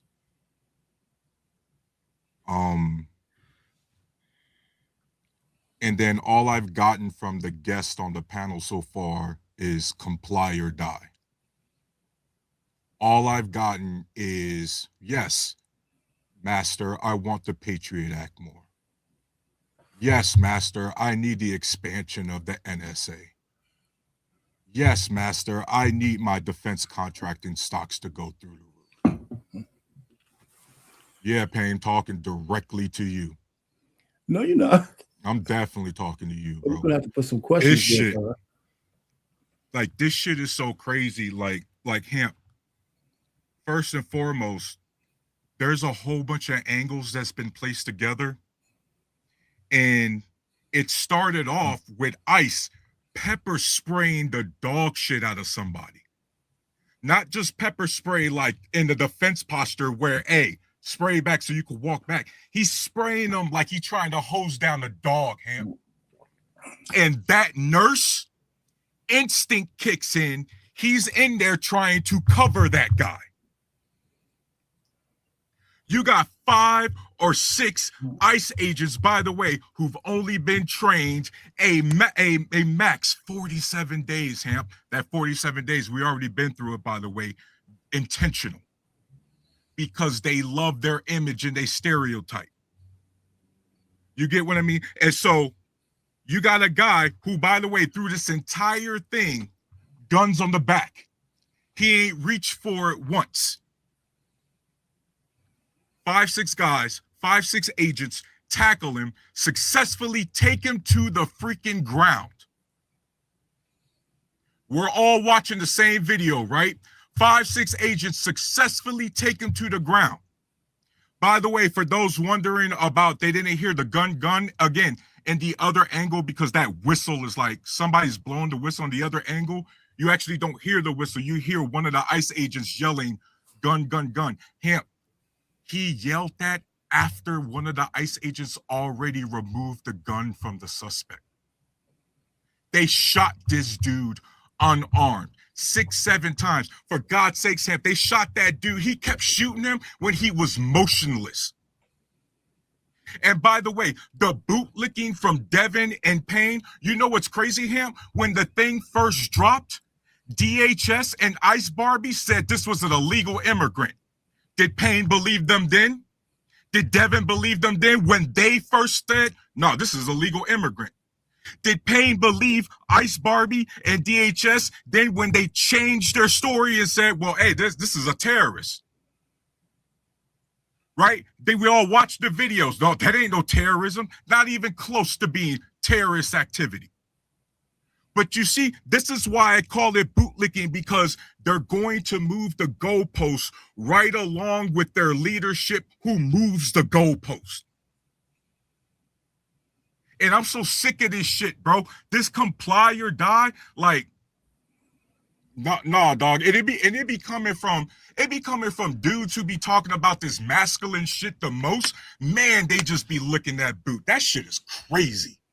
Hey, Ham, do we get a chance to reply to this bullshit? Yeah, let them finish. Let them finish. Yeah, Mr. Payne, you talk. Listen, I'll cut it off when it's time to cut it off. But trust me, you go first. Hold on, I'm talking now, right? Sorry. Let's keep it clean. All right? Yeah, because everybody talked for a pretty long time. Devin and I were up here, just us two. Rockstar, made sure Rockstar got in. Then he was able to get his other thoughts out. And Mr. Payne, you talked as long as you was done, you know. And I think what Tarus was saying was interesting to me too, you know. So I think you deserve a reply for sure. I just want to make sure he got everything out. Tarus, you done? Yeah, I'm done. Go ahead, Mr. Payne. Well, yeah, I'm gonna reply, but I don't need to get personal about it. Listen, I didn't say the guy deserved to die. I just want to get that shit straight, okay? I think that, like I said, my original statement is that if the mayor and the governor would allow ICE to work with the police, none of this shit would be going on. None of it. And then the part with the guy, the investigation got to ensue. I saw the fact that the gun was gone too. And that's why I didn't say the man deserved to die. But he brought a gun into a bad situation. Now, did he deserve to die for it? No. But, you know, being tackled on the ground is a possibility. You know, they tackle people on the ground for much less. But this generalization that, you know, we have to make a decision as to whether we want to have illegal aliens walking around. And in sanctuary cities, that's what sanctuary means. The worst of the worst will go to sanctuary cities so they could hide behind innocent people. That's what sanctuary means. Refuge. Second Amendment. Are you pro Second Amendment? Hold on, Tarus. Let him get that. Let him get it out. In order to get these people out, if we had cooperation, just like they had in the red states, we'd be able to get the worst of the worst out without any of this shit going on. And that's my only point. That's the biggest point. Now, should the lady in the car deserve to die? I've been on record saying no, he didn't have to shoot. He got out of the way. So this whole notion, just painting people with this ridiculous ultra-liberal brush because you're an unhinged Trump hater or some shit like that. It's crazy. We can't have no kind of conversation if people just attack other people because we don't agree with the bullshit. I would rather see illegal aliens out of this country because they cost us money. They're dangerous and they cost us a lot of money. We can't even afford American citizens in this goddamn place. Well, let's stay on the point of this right here. Yeah. So if the point is just about, I think. Do you have a different point that you want to reiterate, the point is that, you know, I don't agree that the guy should have died. I didn't say that, so I don't want to be misrepresented. But you keep misrepresenting, so that's why I'm coming at you because you don't want to be because you don't want to be misrepresented, but then you misrepresenting the facts. So Payne, yes or no? Does that man have a legal right to carry? Yes, he does. At what point? He had a legal right to carry. Right. So then what you just said is completely irrelevant. No, it's not. At no point did he have that gun in his hand. At no point was that gun drawn. That gun was holstered in his back. As a matter of fact, most of the ICE agents weren't even aware they had the gun when they first tussled with him. So this idea that he was somehow a threat is asinine. Why are you? You're trying to say that ICE now gets to violate people's Second Amendment rights. No, in the vacuum, you're correct. The ICE have been under tremendous pressure by violent idiots in Minnesota. This guy chose to be a protester, armed with ammunition, approaching these guys in a situation where unrest has already begun. So yeah, maybe they made a mistake based on training. He was helping a guy who got pepper sprayed. Overreacted by shooting this guy, because I agree, the gun was already out of his hand. So investigation should come up with some charges against those guys. And I already said that some of the state investigators should have been part of the investigation. So before you went on your diatribe, I said that. Because the feds didn't let the state get involved with the lady shooting. They should let the state get involved in this one so they could have some objective eyes. And I said that when I came in. Maybe you missed right, that. But no, I heard you. You're just wrong. I heard you. You're wrong. I heard you. No. Yeah, you're intentionally misplacing, because you seem to think that somehow if it just went your way, none of these shootings would have happened. Yes, I do. These guys are severely untrained, Payne. They're even less trained than the local police departments we have, which are already some of the least trained people on the planet. Yeah. And so if they were able to go, stop making excuses. Why are you 67 years old making excuses? There wouldn't be that many of them on the street. Bro, we got a whole bunch of untrained henchmen getting paid damn near $100,000, and they're killing U.S. citizens. Stop making excuses, Yeah, bro. I don't. Are you getting paid by? Are you getting paid by some of these like Russian? Are you getting paid by some of these Russians? Because I do not understand. I do not understand how you come into this shit, bro. Now you're being an idiot. If they were able to go into jails and get the guys with the detainers out of the jail cells, it would take a whole lot less agents. Right, Arpane. That's why they deported U.S. citizens, right, Arpane? That's why they deported U.S. citizens, right, Arpane? That's why they deporting people to countries they not even from, right, Arpane? But let me guess, you got an excuse for that too, right? You got an excuse for that too, right?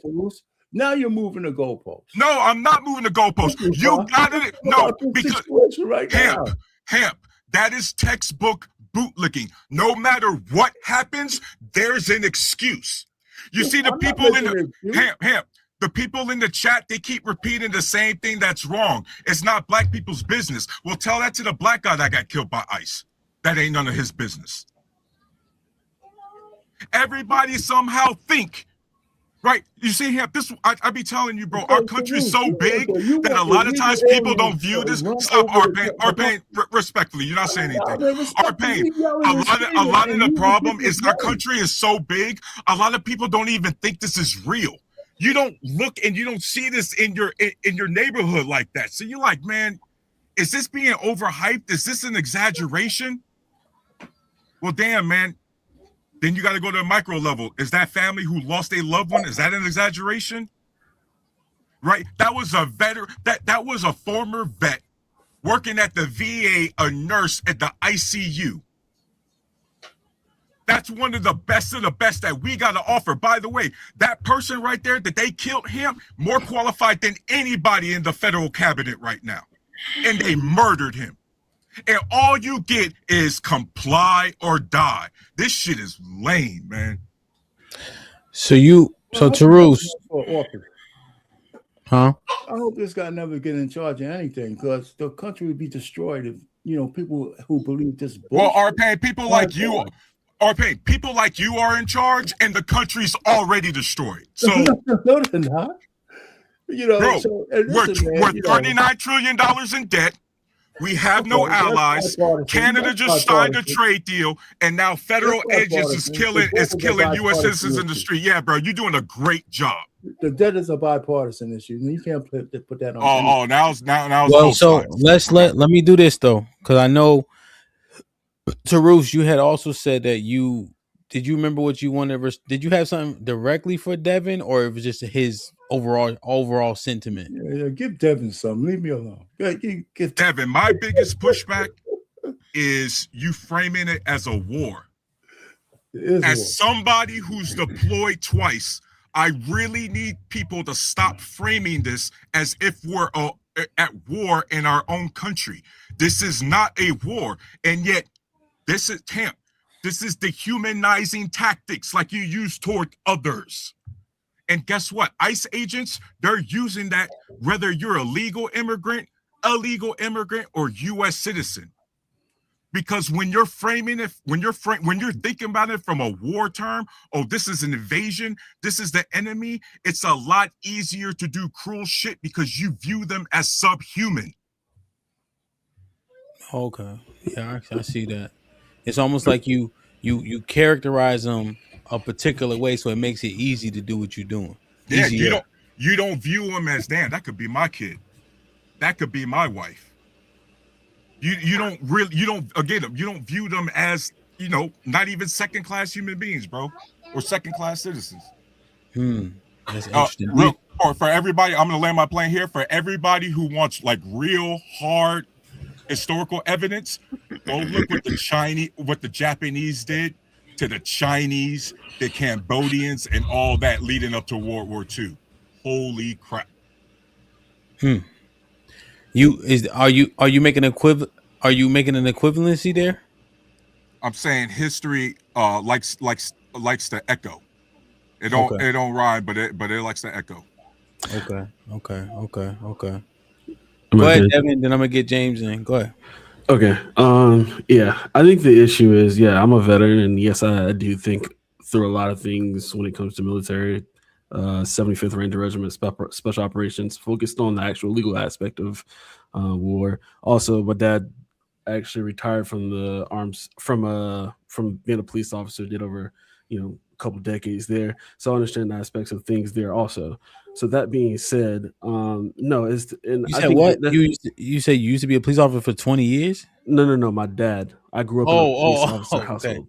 And you were a veteran. Yeah, I was in Special Operations, 75th Ranger Regiment. Did time there. My first thing was focused on legal until I decided to go more combat operations side of things. But also I understand the law enforcement aspects of things also.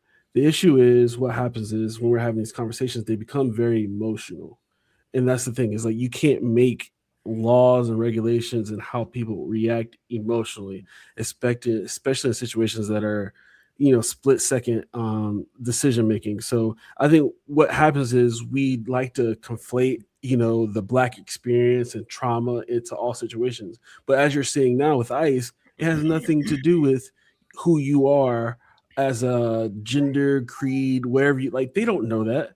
All they know is we're trying to do our job and you're interfering. And then also, as we're talking about guns, I'm like, as I took my gun training before, what did they tell me? They're like, I'm not able to have a gun on federal land. Certain in like a Capitol building or something like that. I can't bring a gun to a school. There's a Second Amendment right, but there's also regulations and things around it. So I was like, let me go. And then also I know there's certain things with protesting. So there's let me go see what Minnesota has. Minnesota statute 609.71 states that once a protest turns into violence or disorder, you are no longer able to have a gun there.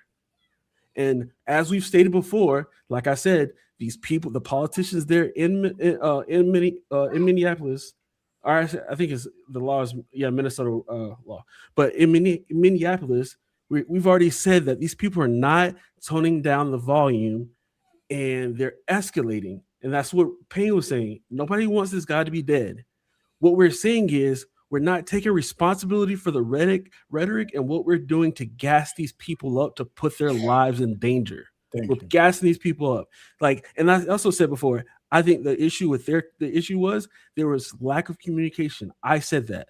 I said that guy, when he ran off the gun, he lacked communication. And when people backed off and the guy's reaching around, the guy's like, I think you're reaching for a gun because somebody saw a gun. So I did what I thought was right under my training. No outside thing of like who you are, what you believe. That's what you're trained to do. So what I'm saying is based off what people are trained to do, what this Minnesota statute says to do, and everything that's going off, you got to start calming people down. And this whole turn it up. Like, let's fight take that stuff to the Capitol. Take it through your votes. Do stuff that actually is not going to put people's lives in danger. And nobody wants this guy to be dead, but there has to be some type of responsibility to be the bigger person that says, hey, stop doing this because you're putting people's life in it. Got you. Yeah. Hey, guys, and it's important, right? As we reply, let's try to be as concise as possible so we can hold on to the points. Let me read these real quick. I know Truth wants to respond. James usually be concise, so I want to get him in so that then we can circulate it back around. Sydney Minton was popping with the 10 ounces. Propaganda is used to shape public opinion, boost morale, justify actions, and demonize the enemy to maintain support for the war effort. Wolves run the media, but need sheep to fight ICE. UT with the $10. What is poppin' says, we really don't have rights like we think we do because this wouldn't happen if we did. The cops and ICE should know our rights before we have to take it to court. Mr. Awesome was popping. Perfect. T Savant in the building, been a member for 17 months. T Savant with the $2 says, he was trying to assassinate our agents. That was the quote from the lady, right? What was her name? I forgot her name. AL with the $5 says, examine root cause. People weren't going this hard before the politicians were pushing the narrative to encourage it. ICE has been around for a while. Sean Brewer with the $5 says, ask this fool how many illegals died under Obama administration due to ICE. 56. Once he find out, tell him to shut up. Liberal men are moist. You want to know who you talking to? Yeah, he talking to me.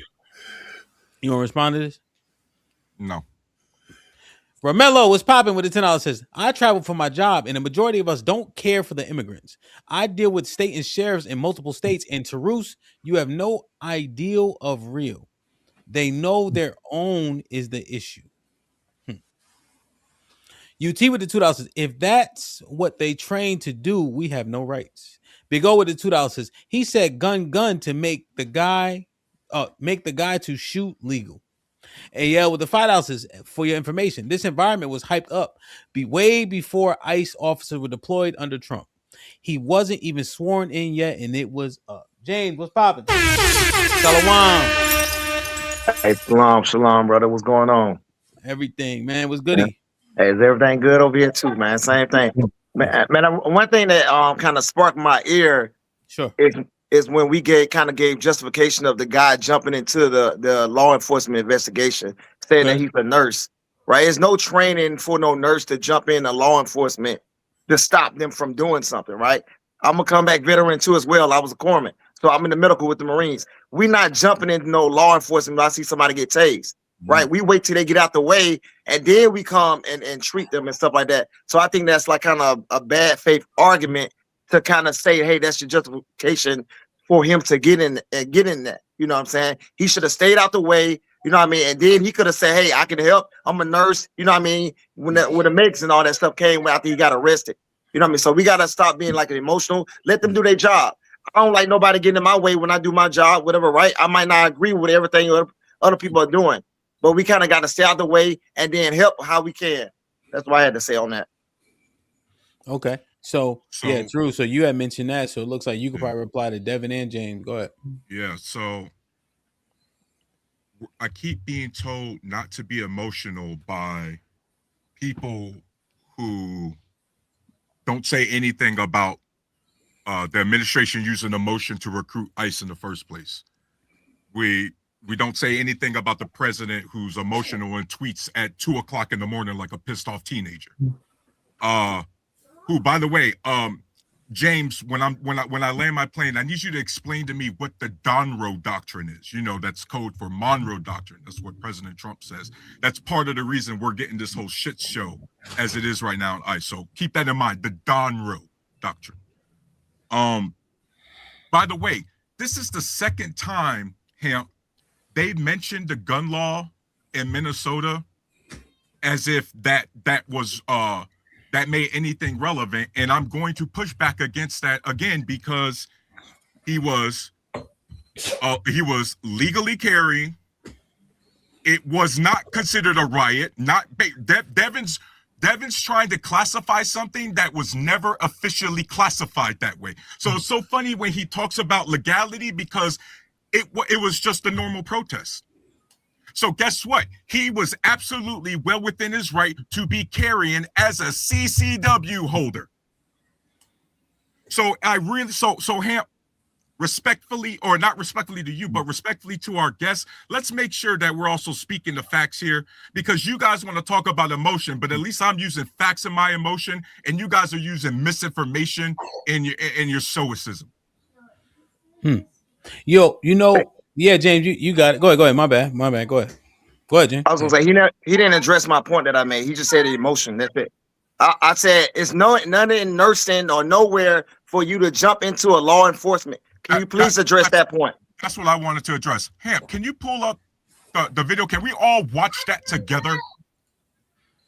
All right, so I'm gonna pull the same one I've been pulling. You want the sound on, or you want to just watch it? No, we don't need the sound. Is this too small? Pause. This too? Do we need? Is this screen too small? It's fine. Can y'all hear me? It's fine. It's good. Okay.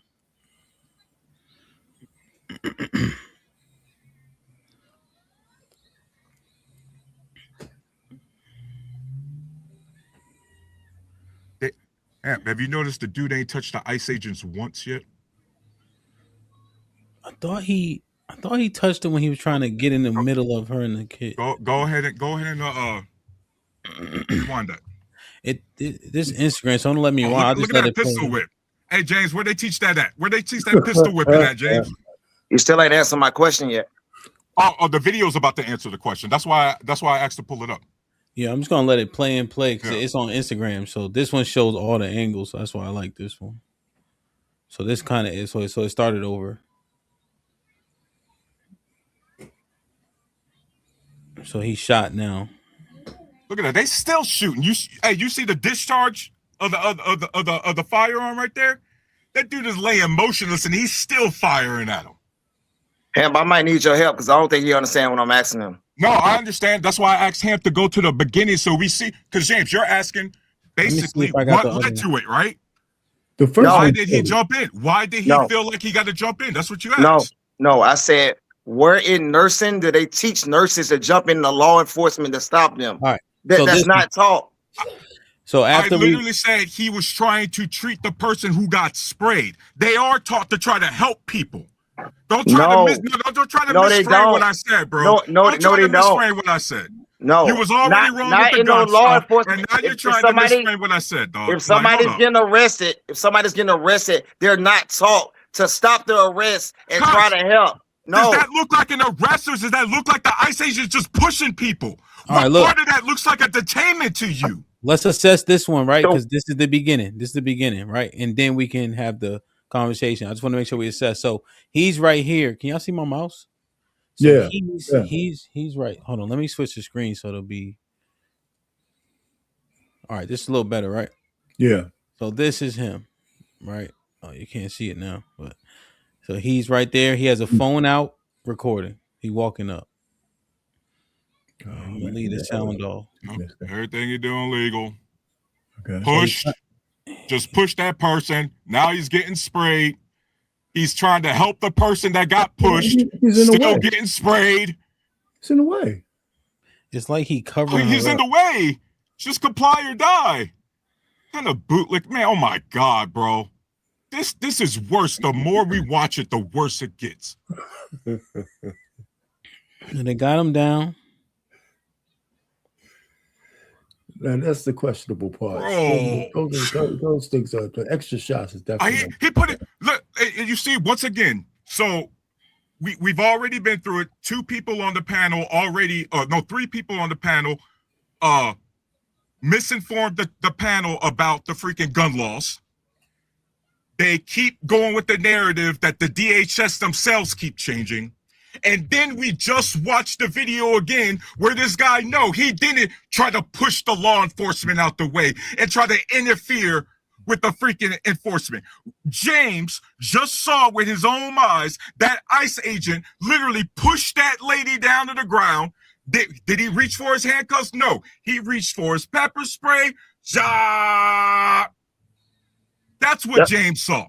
That's what normally happens. They pepper spray or tase first. They just don't take handcuffs off and say turn around when they already know the person not listening. You gotta let me finish. Go. My bad. Yeah. Just it's okay. You know what I'm saying? I'm just telling you from a medical perspective, that's not our job to jump in the way of law enforcement. That's my whole entire point. We can't tell nurses, because he was an important nurse. He was doing a great job, especially with veterans. We need veteran nurses and stuff like that because they already not getting paid enough anyway. So he shouldn't have much been out there because he's too valuable to even be in that situation. If you get what I'm saying. So he should have been, no, hey, y'all chill from afar. No, don't do that. That's wrong. Record. You know what I mean? Help them sue. Put money on the whoever the person that they was trying to train. Put money on their books with it or whatever, so they can get it that way.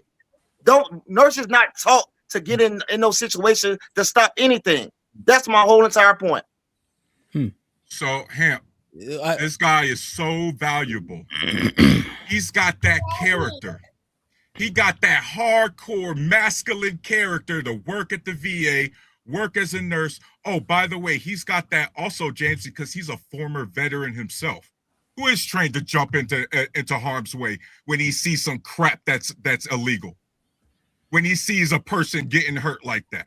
It's so funny, James. And so that kind of character, man, who does go to work every single day was also out in the street because he wasn't done. You see what I mean? But that's bad to you. And let me say one thing. So if it was a U.S. citizen, right? And he was getting arrested because he did something wrong, and I jumped in because I didn't like how the cop was treated and stuff like that. That's okay to you?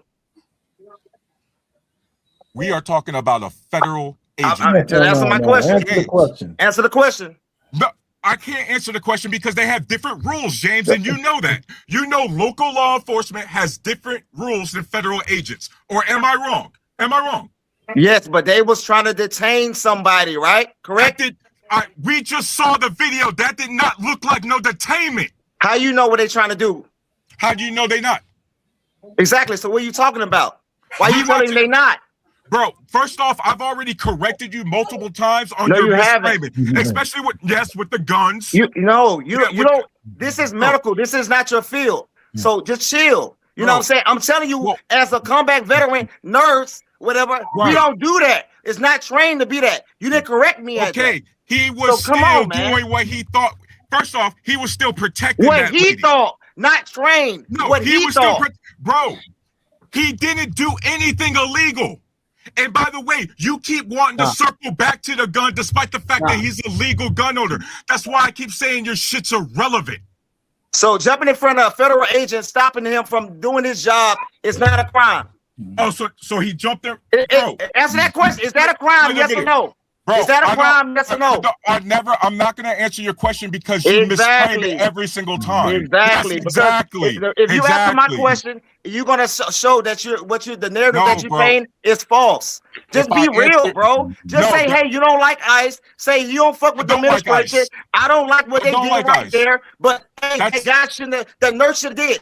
Payne just said when he gave them that 4 shots, it was wrong. So the people on the other side could see it, say, hey, they did too much. You can say, hey, that nurse was out of order, but it still was wrong, and everybody will still be on your side for the most part. No, they wouldn't. That's it. No, they wouldn't. No, they wouldn't. So, like James, do you not pay attention? No, they wouldn't. Because these dudes was up here also defending the lady that got shot a week ago. Right? You see, James, that's the part you keep missing. You're always going to come up here and go, yeah, but you know, and it's always going to be more and more and more. James, you know history. Well, at least I've seen you around here long enough to think that you know history. You know what happens when you try to do these clowns in these administration with appeasement. They take a little bit more and a little bit more and a little bit more until guess what? You're like, well, damn, what the fuck happened? And that's what we're doing right now, James. Like, damn, James, they killing U.S. citizens. They deporting U.S. citizens. Some of us are brothers in arms, bro. And what do you? And where's your heat for that? You don't think I should be emotional about some shit like that? Yeah, I'm gonna be emotional about that, dog. You goddamn right, I'm gonna be emotional about that shit. Let me. So one thing about the emotion thing. I'm interested in that. You know, Out of here. Here's a couple questions I have. How do we discern between passion and emotion? And when is emotion warranted when we viewing things like this? There's one thing I saw is this ad right here, right? And this is only to tap into emotions. Did y'all see this? No, I see that. So they used a Love Sosa beat for this right here. And this is an ad for, well, it'll play. Hold on. Our enemies choose. You're watching Rap House TV. They will be crushed by the violence, precision, ferocity of the War Department. In other words, to our enemies, F-A-F-O.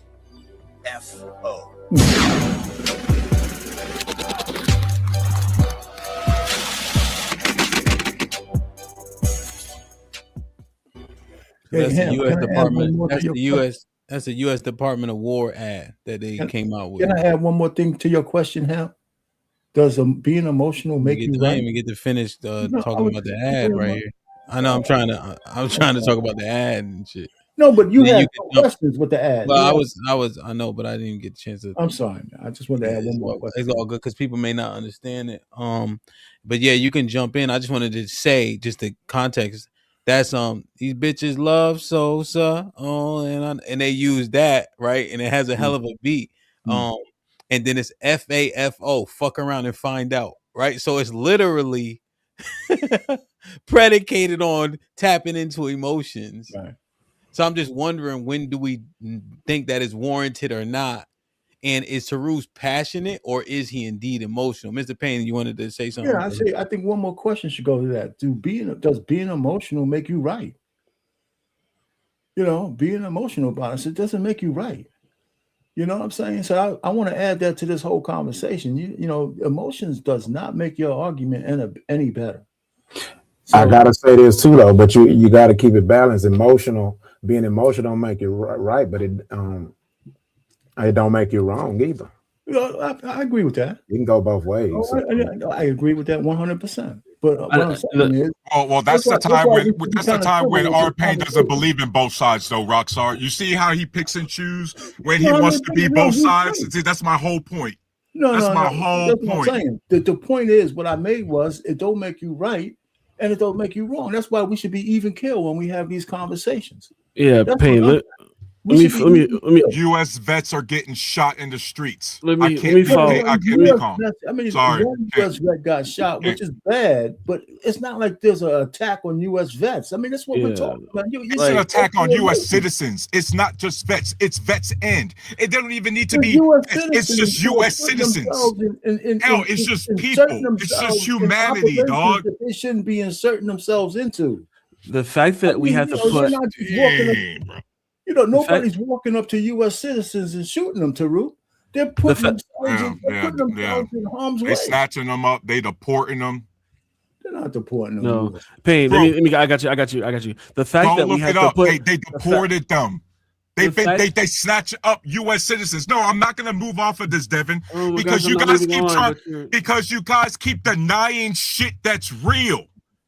What's the point? My bad. I got distracted for a second. Has ICE accidentally deported U.S. veterans or U.S. citizens? Just put U.S. citizens. From the little I know, I thought that did happen. From the little that I know, and I'm not super versed. And you see, they can't just be like, "Damn, that's fucked up." They got to be like, "Well, you know, I mean, just comply or die." Like, damn, dog. You just yelling. Because I'm yelling and telling the truth, and you're stoic and saying bullshit. No. The issue, that nervous ass laugh of yours right there. That nervous ass laugh. Let's see. Devin, go ahead.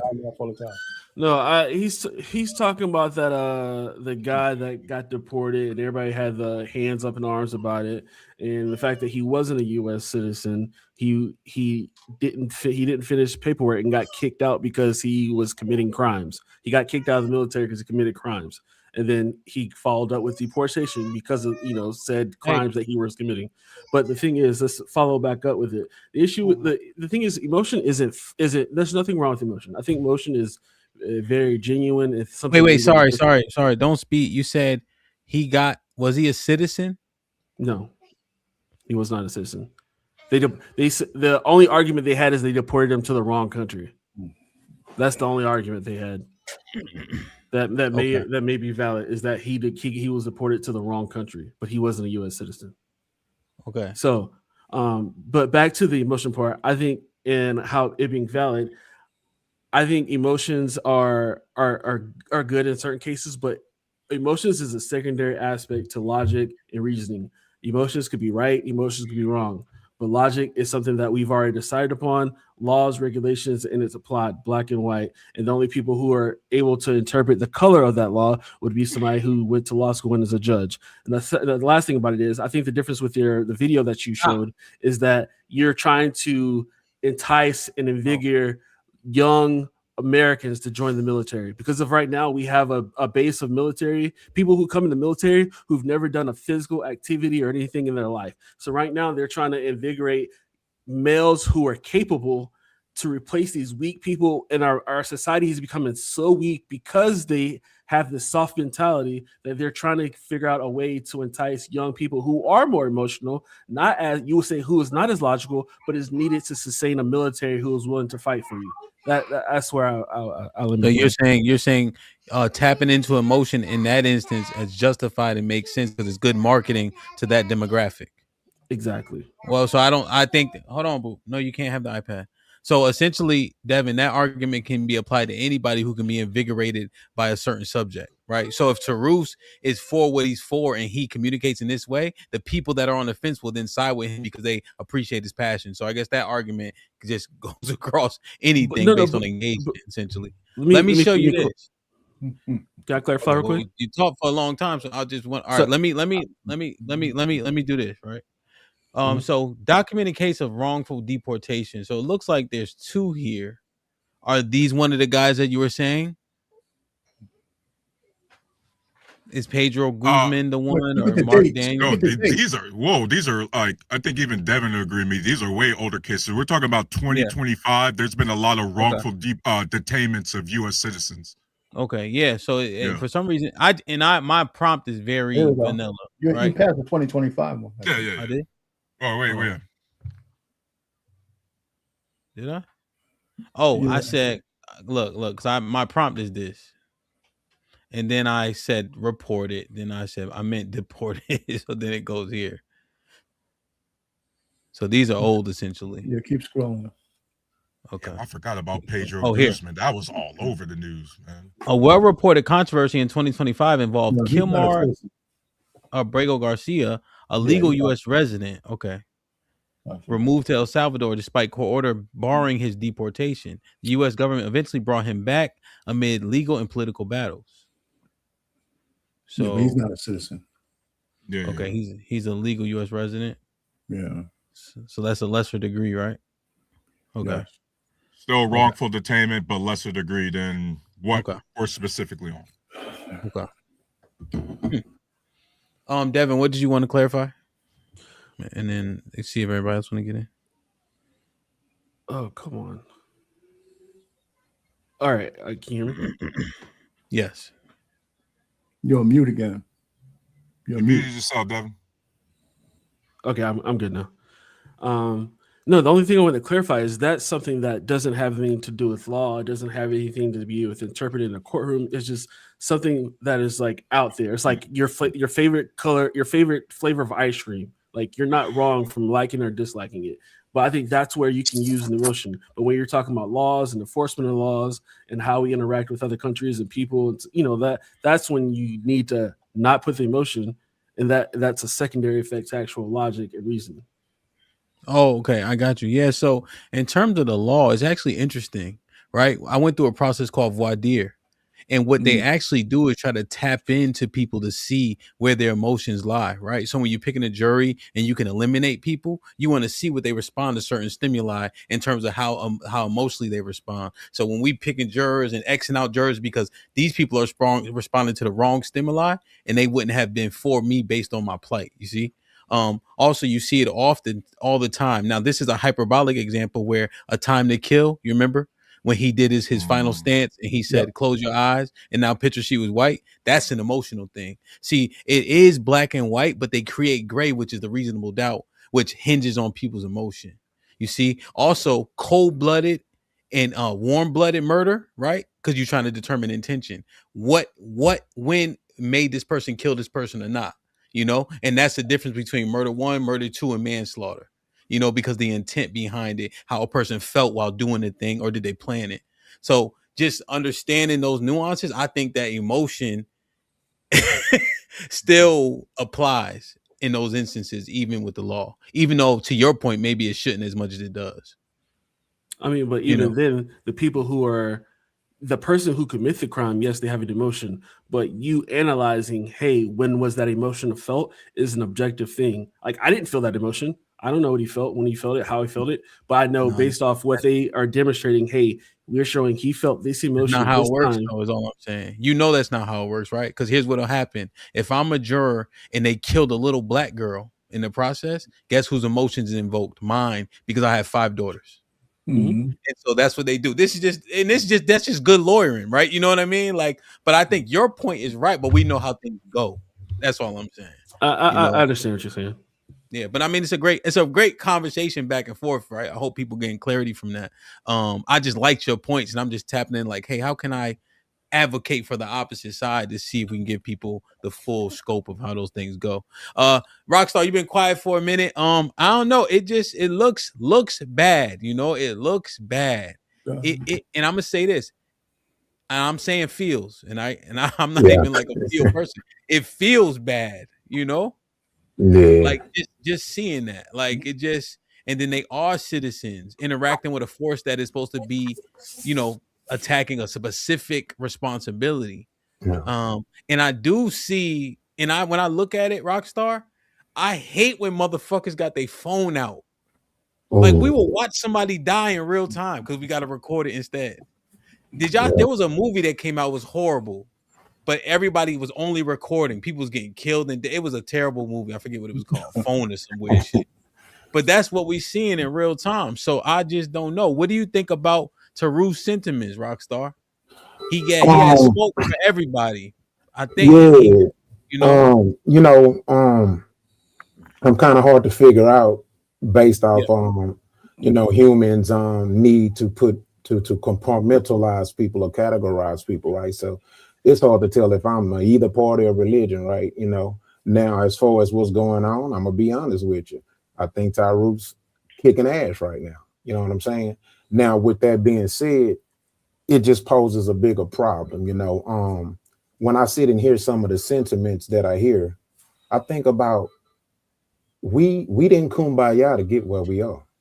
We fought, we shed blood, lives were lost, we got bit by dogs, we got water hose.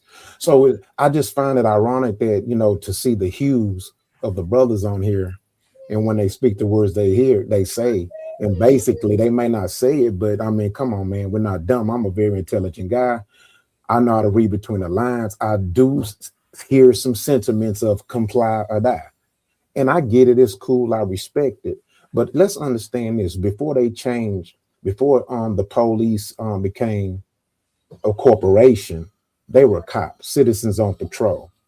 Now, if you notice, the reason they changed it to police is because they were no longer citizens on patrol. Now they just enforce policy. So we no longer have cops. So let's keep that a being.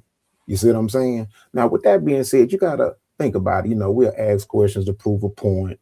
You know, we have different debate styles. But what I don't like amongst us when we're having conversation is the bias hypocrisy. So what I mean by that, instead of having a conversation to look for a solution and even debate, it's okay to disagree. But it's like if me and my wife have a disagreement, if one of us don't acknowledge our accountability for a problem, or the other one don't, then you're just going to have a forever ending war. And I think that's the problem I have with us when it comes to these type of situations. We always run back to the alignment of what we affiliate with, which means to me that makes you not just, that makes your perspective tainted. Right? So let me ask you a question, Rock. Yeah. Who up here has given the most objective outlook on what we saw? The most objective, as far as what? Well, because you're saying people often lean toward their proclivities, right? Or Yeah. lean towards when these things happen. So who do you think has been the most objective in terms of their opinion being the most clean in what they saw? I would have to say Tyrus, and it's not because I agree with him, but it's in the fabric of the conversation, right? So it's kind of like some of the things that people who are more geared toward the Republican Party, if you switch the situation, then guess what? They're going to switch their judgment, and vice versa. I see it all the time. I see it every day, all day on these panels, bro. They'll switch up depending on what they're affiliated with, right? See, if it's what they're affiliated with, then they're going to defend it more likely, or they'll justify it. And then if it's not, then they won't. They'll oppose it or they'll debate it. And it's a sad situation because at the end of the day, both parties didn't care about us. Yes, they wanted us free but not equal, right? And and I can go back and forth to both sides. Like as far as with this immigration, right? It's all a cat and mouse game. Like think about this, right? So 75 countries was banned from the visas as of January 21st. Now, do you know out of those 75 countries, do you know none of them are in the top 10 countries that America grants visas to every year? So we're the pawns. We're the mental pawns. We're getting fooled. And we get caught up. And when I see us getting caught up picking these sides, it's just laughable to me. It's just laughable for me because we need to be plotting, planning, and strategizing. So when these fools bump heads and kill each other, we can be on top. China is the third most visas. But look, we about to go to war with them. But y'all wouldn't know that. So you're granting the most visas to people who you ready to go to war. And we're sitting here talking about immigration. Why would we do that? I'm saying. Damn. Rock, can I piggyback on what your point you're making with immigration, Rockstar? Yeah. Mm-hmm. And I've said this before, and I need to say it again. What's crazy is that we're kicking out people who speak European languages like us, right? Spanish, Portuguese, French, Haitians, Venezuelans, people from other Latino countries, right? Western countries. They come from Western societies. They practice Christianity just like we do. And so you guys have next to no empathy for those getting kicked out. And you're like, well, they should get kicked out.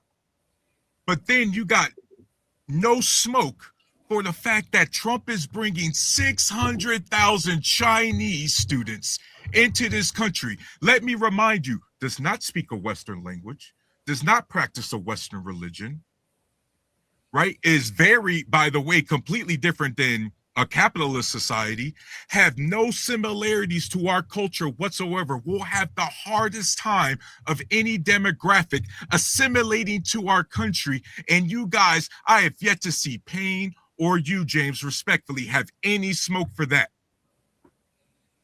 Well, can we speak? Because you guys having this love fest. First of all, I take umbrage with somebody trying to conflate us not wanting illegal aliens overrunning our fucking country with the struggle that Black people had in the 60s and 70s and stuff like that. Because I was there. You have no idea what side I was on. So that one thing.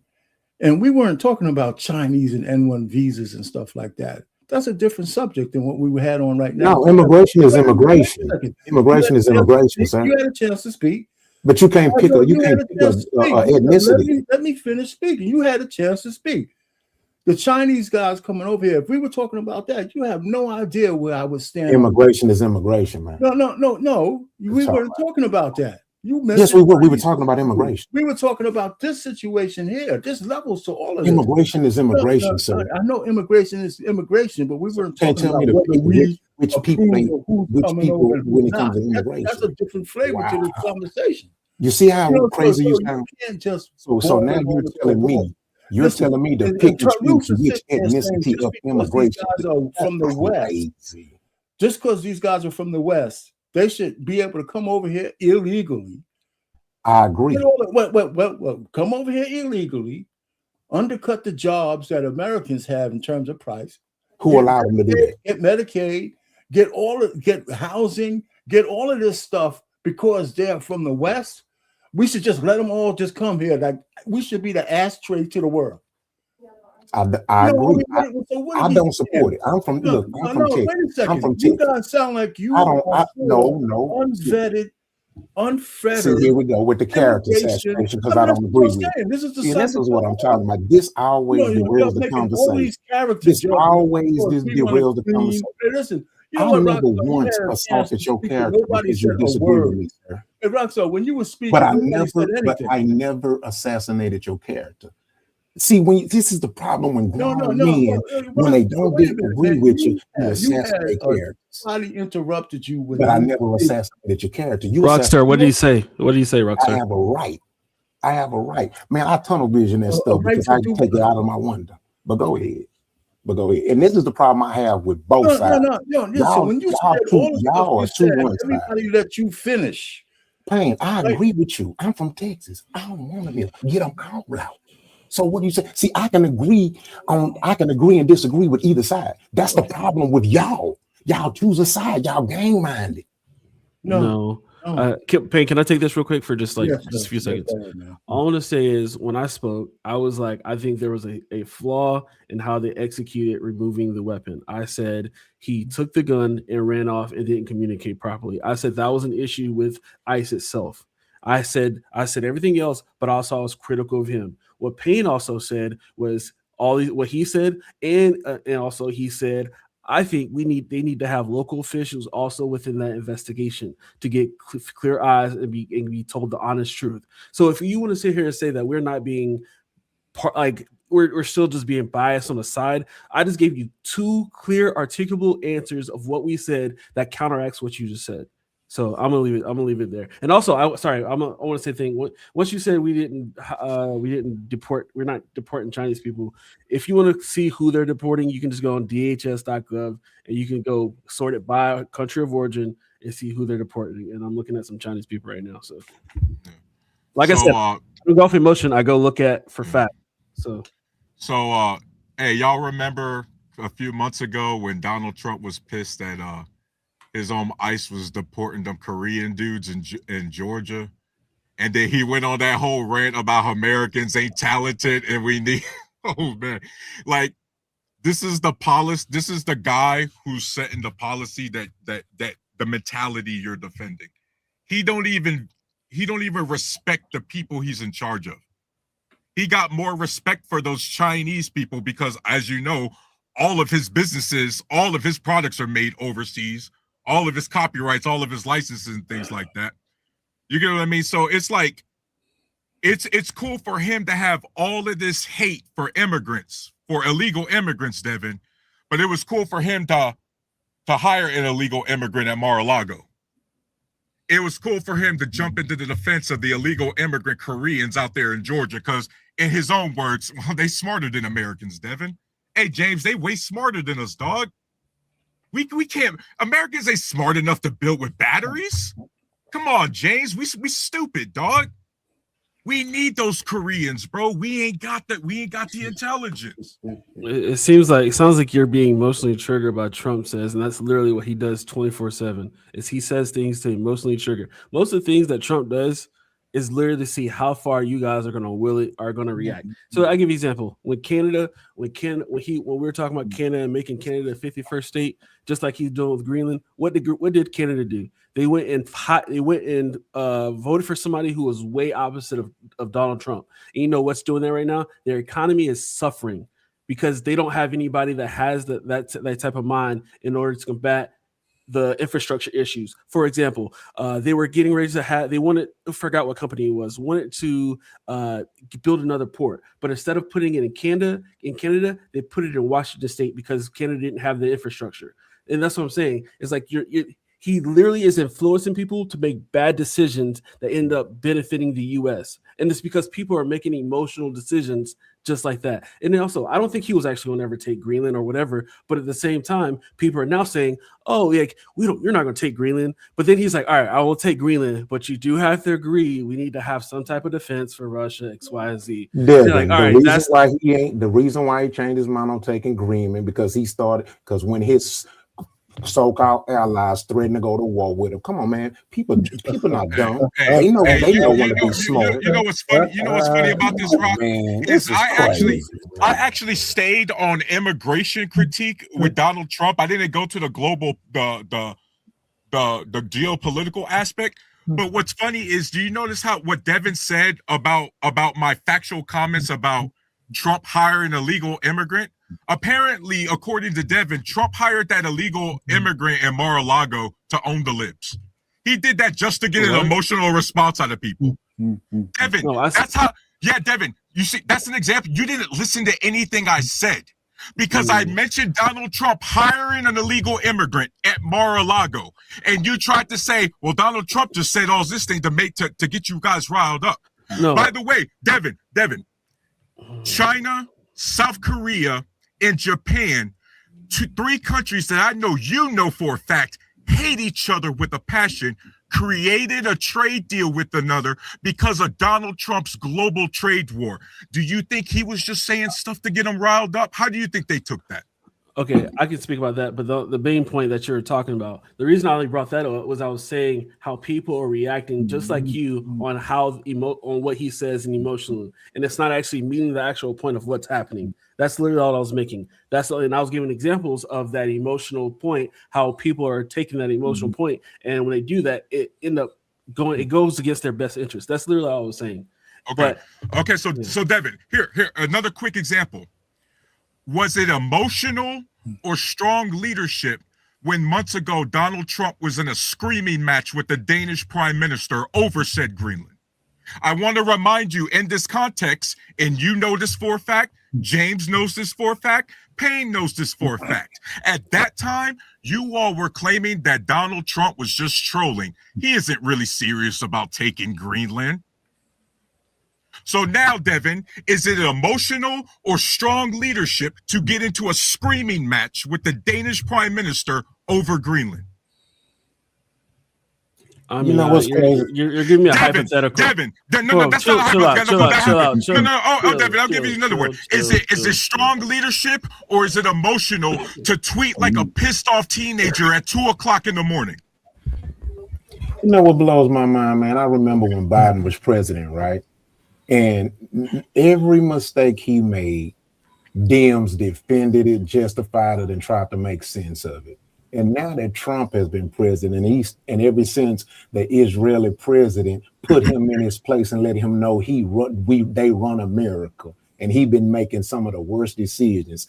Now all the Republicans are doing the same thing that the Democrats did for Biden. They justify and try to make sense of every stupid decision he made.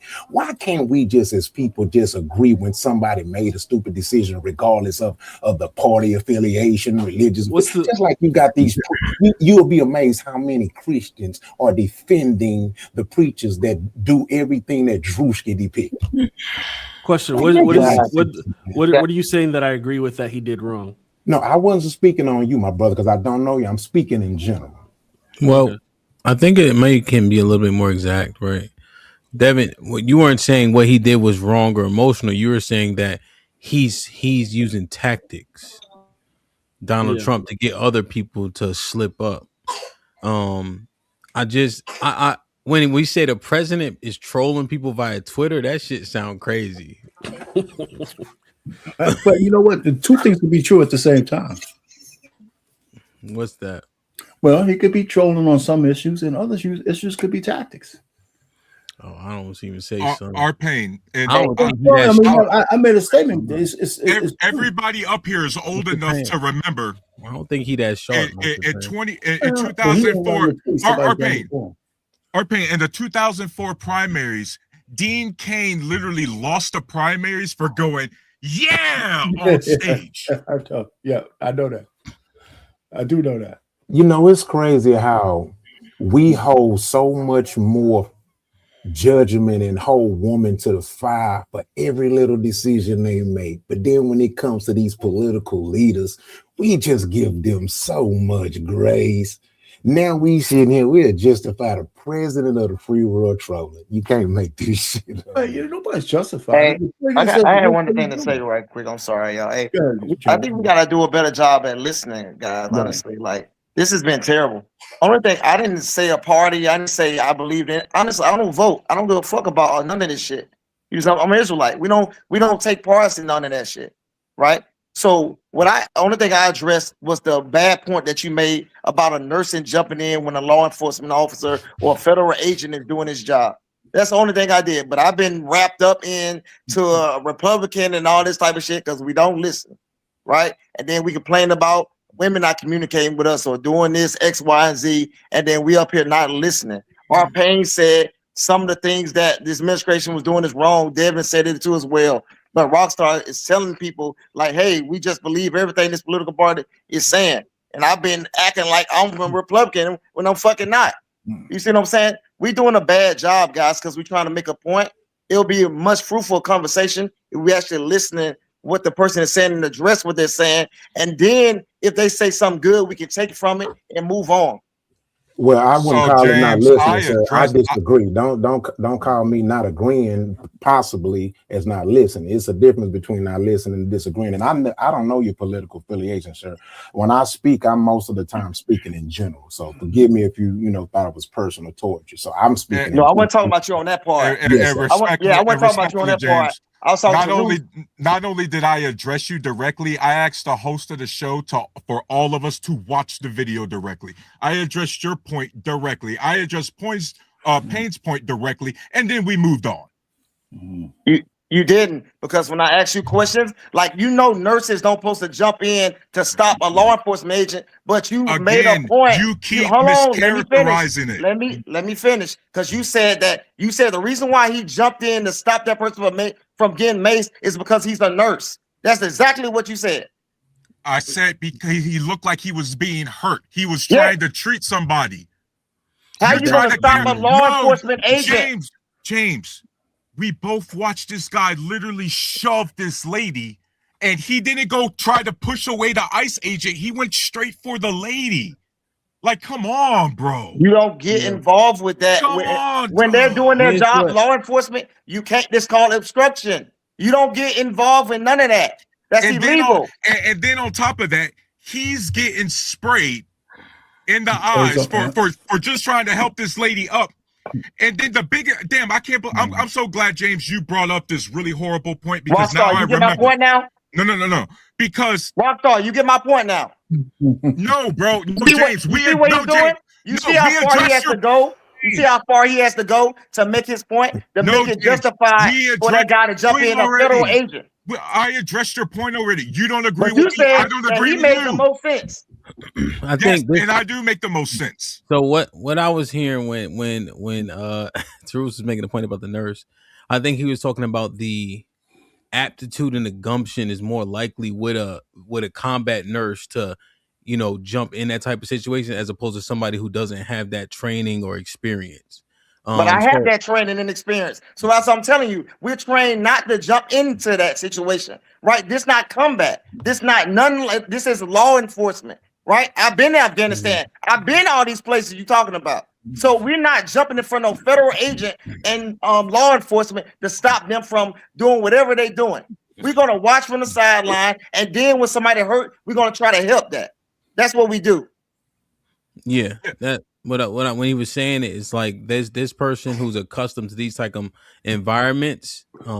It has the likelihood to do that before somebody like who doesn't have that experience.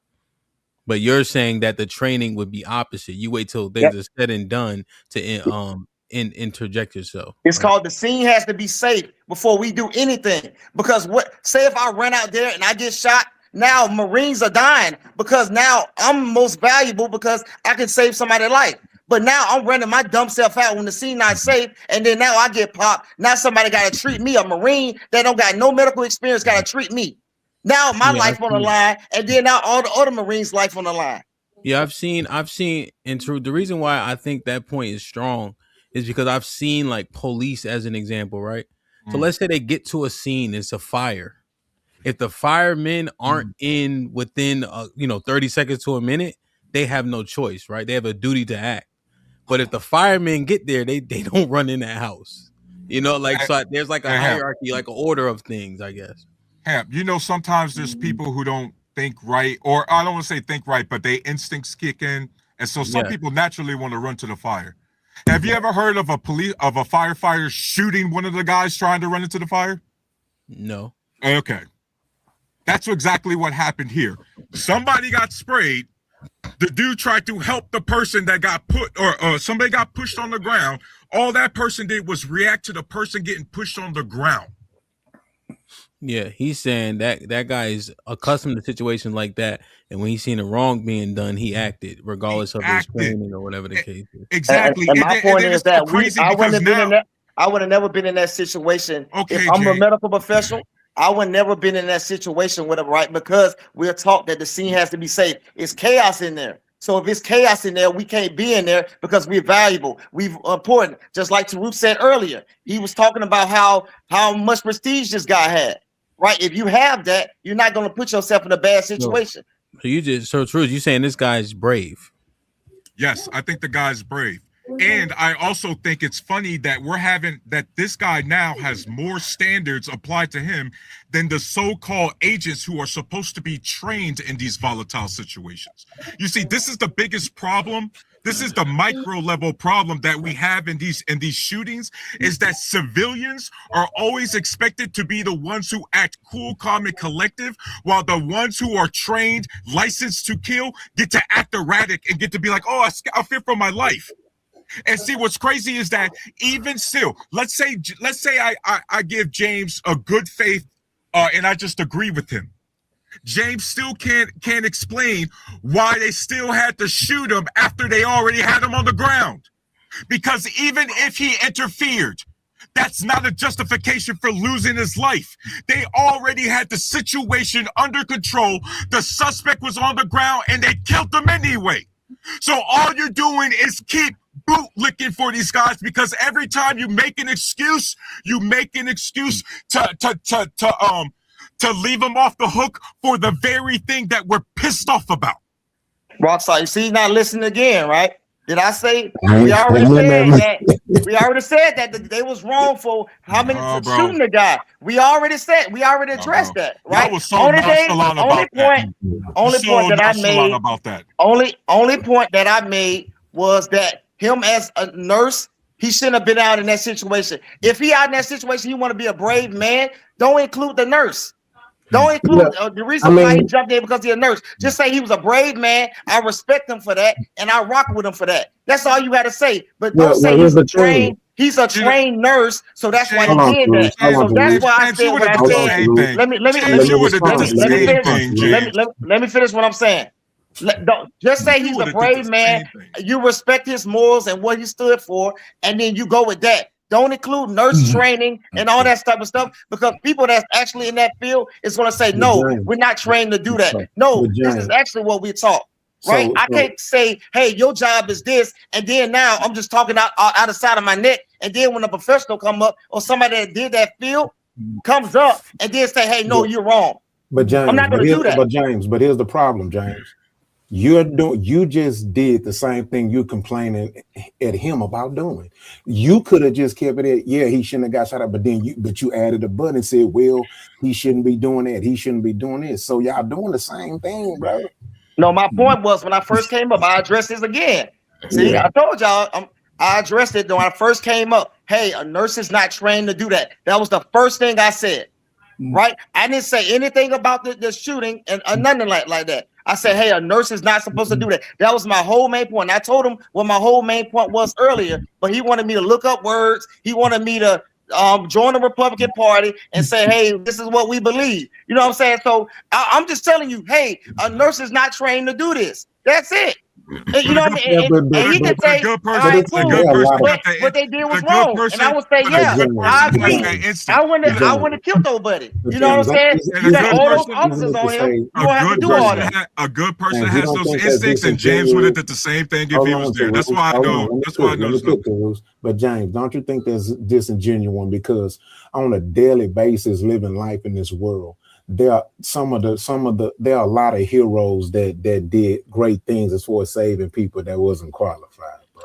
Exactly. That's why I said, if don't include the nurse, he did it because he's a nurse. Nurse trained this way. That's what I keep telling y'all. Nurse don't get trained to jump in front of a federal agent or law enforcement to stop anything. That's not how we're trained.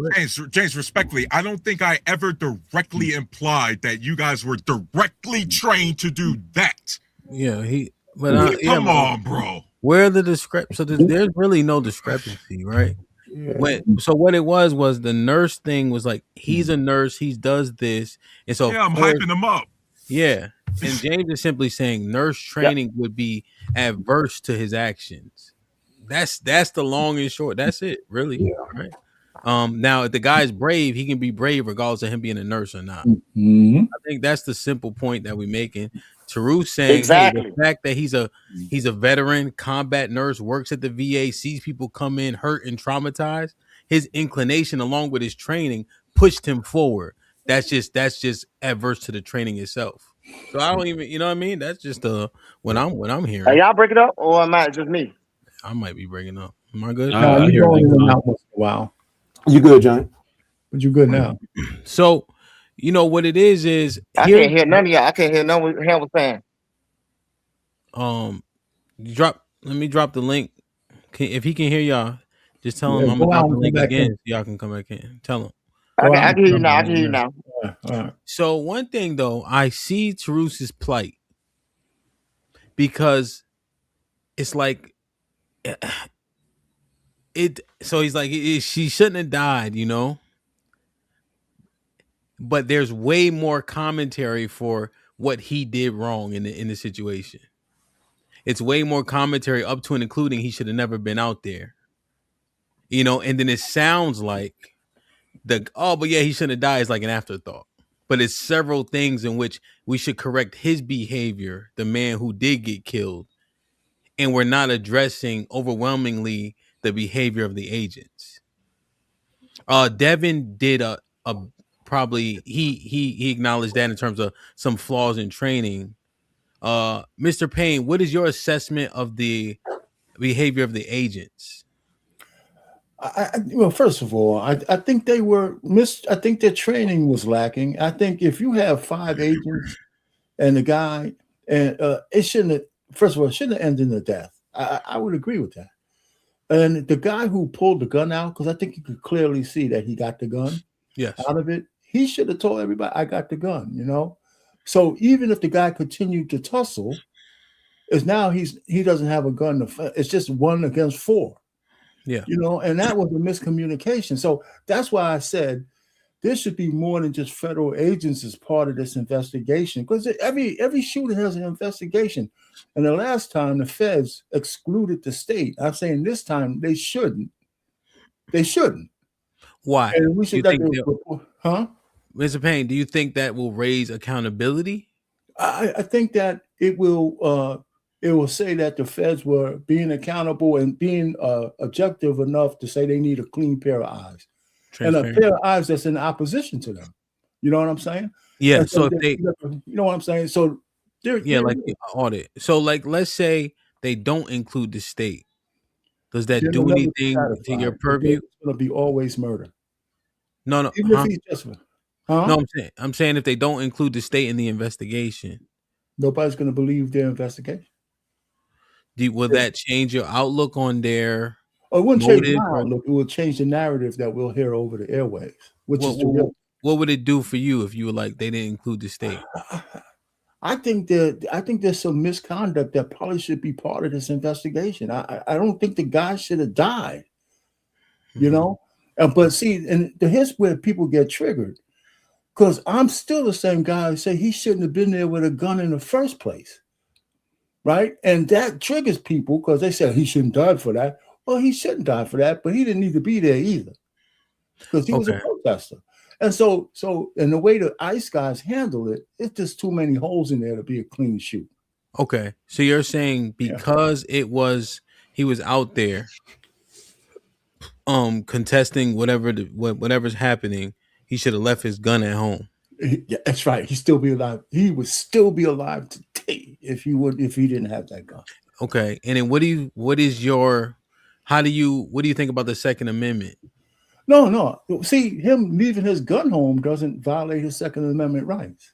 Understood, but I'm saying like, what is your? I believe in the Second Amendment. I got you. Okay, yeah, I missed. That was a misplaced question, kind of. So you're saying if you potentially have a run-in, leave your gun home? No, he knew that he was going into a volatile situation. Okay, you have to be in a rabbit hole not to know that. Yeah. And he's going fully armed with extra magazines, right? So nobody knows his intention but him. Okay. Now, he might not have been going out there for nefarious to try to kill ICE agents. That's debatable. We don't know. But the truth of the matter is, by him being weaponized, now he's engaged with law enforcement. Because I'm saying law enforcement, because that was the regular cops at any level. When they engage with a person with a gun, it's a life or death situation. And training now comes into play. So if we say that the ICE agents are not trained enough, okay, I'll grant you that. The fact that what do you think? That's key. Right. And they say the guy got the gun and he didn't commit. No. What do you think they're trained enough? Sorry. I haven't really followed their training. Everybody says they're not. You know, I don't know how much is a regular amount of training to make you a real trained thing. Some people said, I think Tarus mentioned 47 days. I don't know if that's enough or not. I'm not a law enforcement guy. Can I pose a thought here real quick on that? Hold on. I just want to make sure Mr. Payne gets his thought out. Cause I've been in it. I had a couple of different questions to ask him. Okay, go. I'm not sure if he was going somewhere directly. No, I was just wondering, like, cause I look at the videos, Mr. Payne, and I can see the differences between how they operate with civilians and how the agents do. And I see some pretty heavy flaws in how they're operating. And so I think there needs to be a level of remand to try to help them understand civilian and local policing. I agree with that, but here's my thing. Some of that goes to how they're being trained in the first place.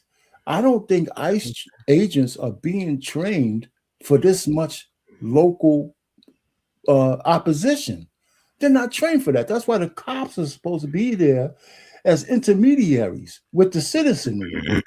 And I don't want to be a broken record, but when the mayor and the police chief and the governor have the police force in open opposition against federal agencies, that's where we have a problem.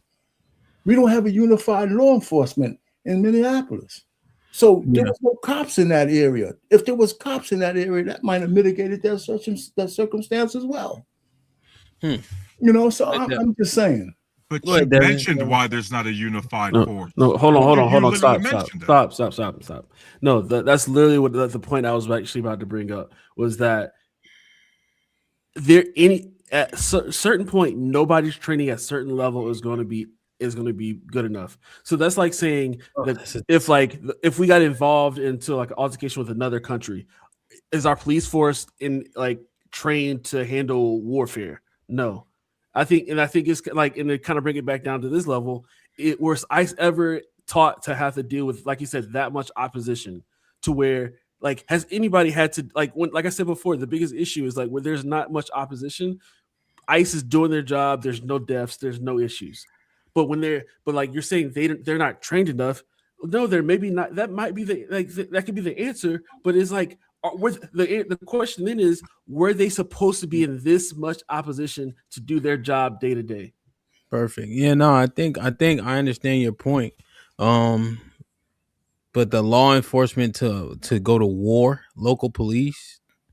Yeah, like I wouldn't expect. No, would that make sense? But here's what happens, right?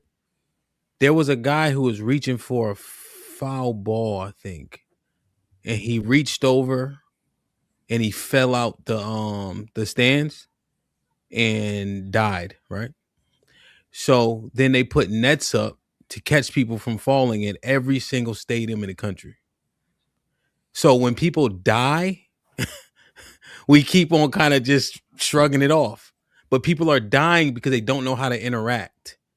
So if people are dying because there's a flaw, right, in interaction, then I think that we may want to retrain them because people have died. That's what I'm saying. So I think that's a solid point to where there's not a lot of pushback for them. They get to do their jobs.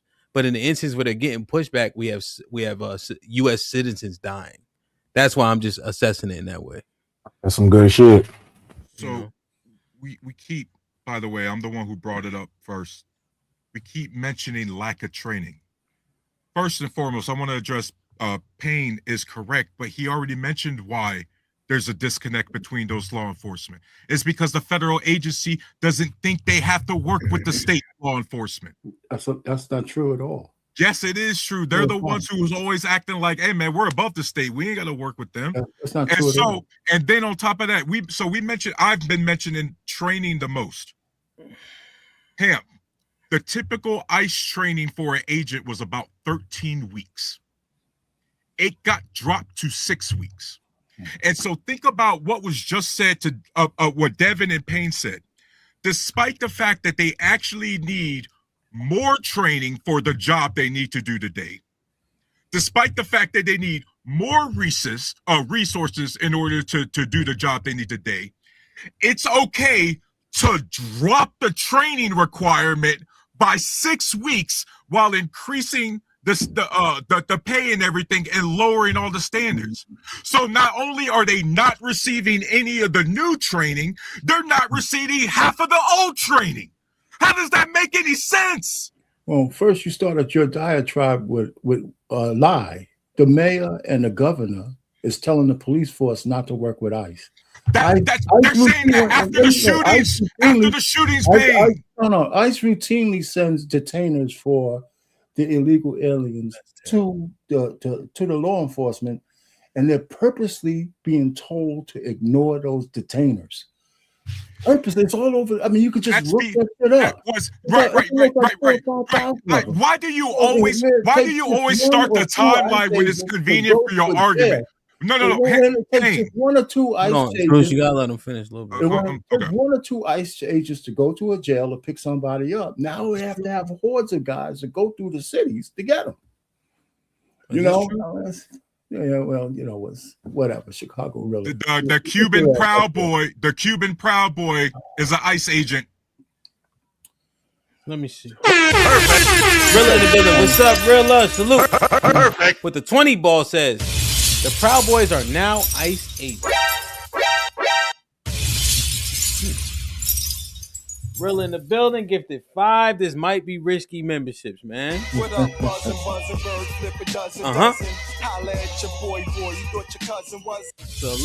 Whoever got blessed with one, please maintain. Thank you to OG Rilla in the building. UT with the $2 says, James, I love you, but that nurse stuff not important. Did I read this one already? Did I read this one? No, you might have. Read it again. Cool. All right. He says, Tarus isn't, Sean with the $5 says, Tarus is an idiot. He didn't know the man was a nurse until media said so. Stop the bullshit. So how you know why he was jumping in? Liberal men. Yeah, I did. I think I read this one. Yeah, I think you read this one before. Oh, no, he sent it again. Romello with the $5 says, Joe Biden said, if you don't know who to vote for, then you ain't black. So I can't. Insane with the $5 says, the Caribbean just had a big turnover of governments recently. So now in this transition, the U.S. conveniently stopped work visas and asks to send people. Insane with the $5 says, the U.S. is trying to dump off the deportees to the Caribbean islands. Not even Caribbean deportees. They banned visas from those islands too. Watch the play. Romello with the $5 says, when was ICE an issue? Reagan, Bush, Obama, or Trump? Sean Brewer with the $2 says, he should have been in the ICU working. I think I read this one. Yeah, I read this one. You know, one thing though that doesn't make any sense, in my opinion, for the governor or the mayor to tell the police not to work with them.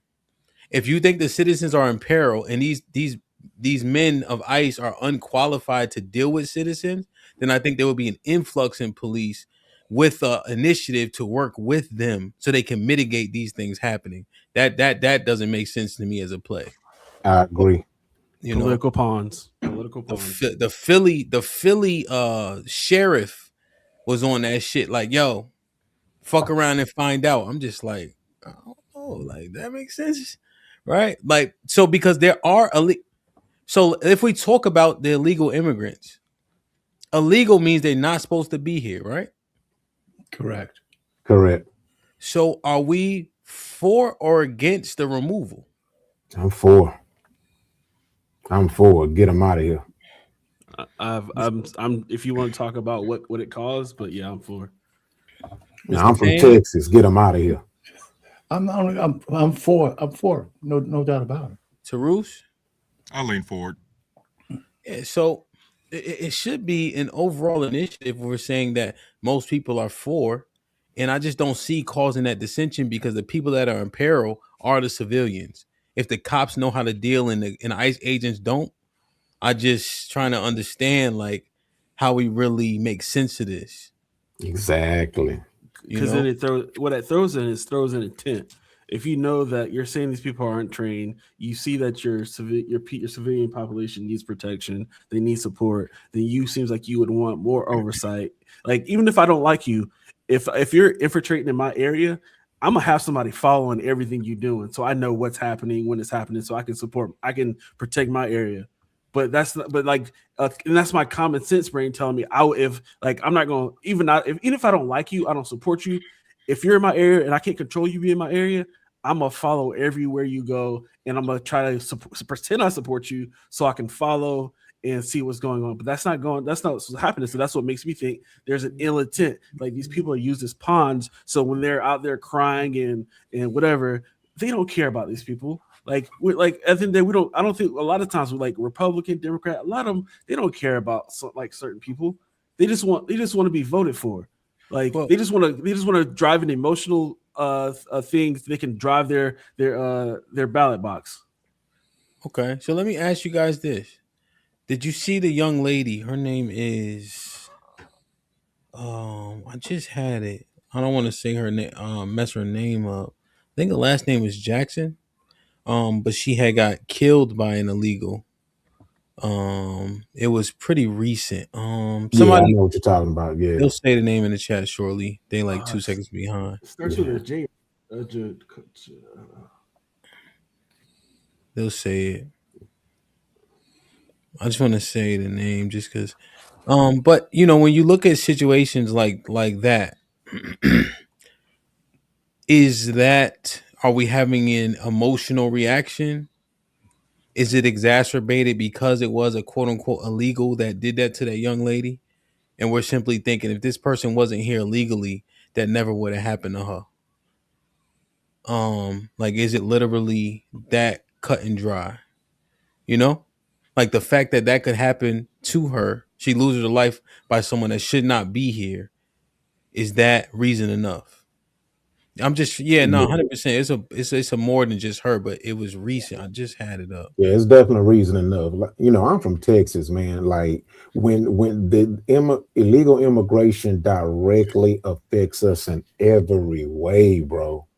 And so I notice sometimes it's a less of it's more relevant to some people when it's towards places where they're not adversely affected. But man, in Texas, it directly affects us, bro. And you know, even if it don't directly affect you personally, but you live out there, like, you see it, like it's deep, bro. That's the thing, Rockstar. I see a lot of Latinos.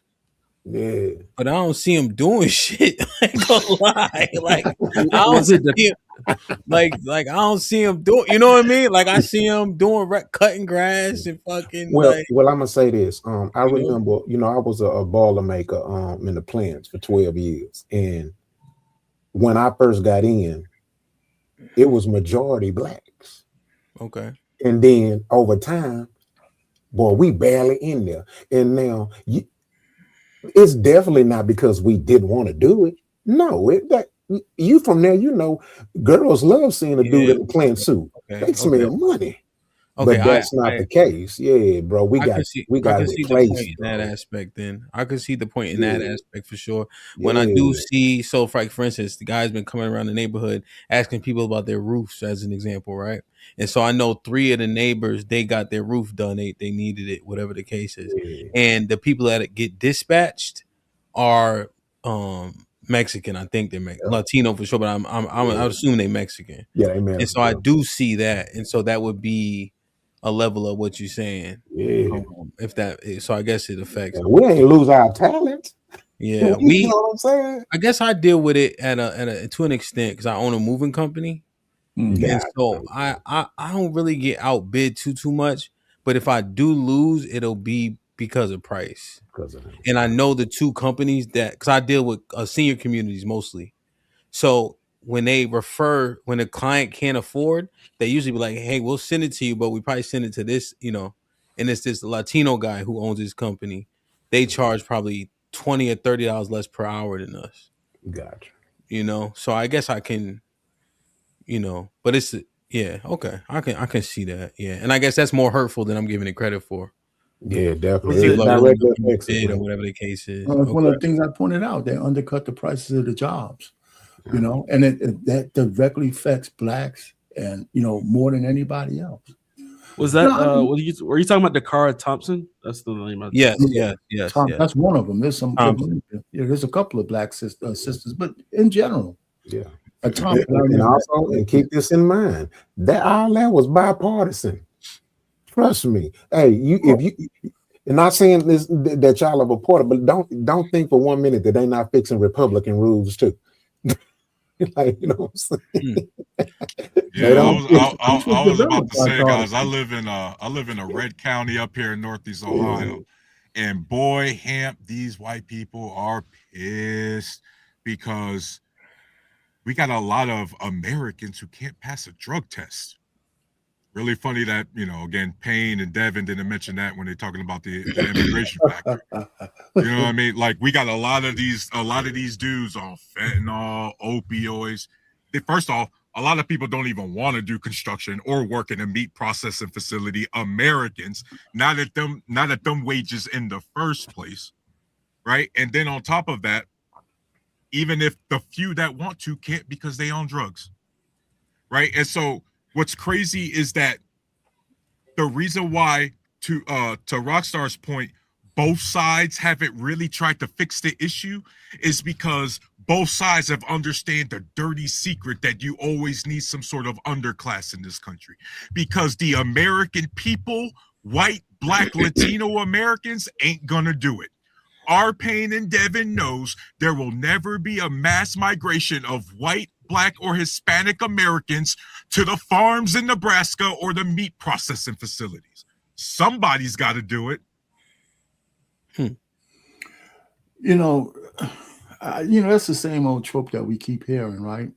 Because one of the things about processes, even if you wanted illegal aliens to do those jobs or non-citizens to do those jobs, there's processes for that, where they could get permission to actually work those fields and those plants where they're not here illegally. They're here by permission. They might not be citizens, but they'll be commissioned to do a job for a certain period of time. And that, if that puts them on a path to citizenship, boy, that's just process.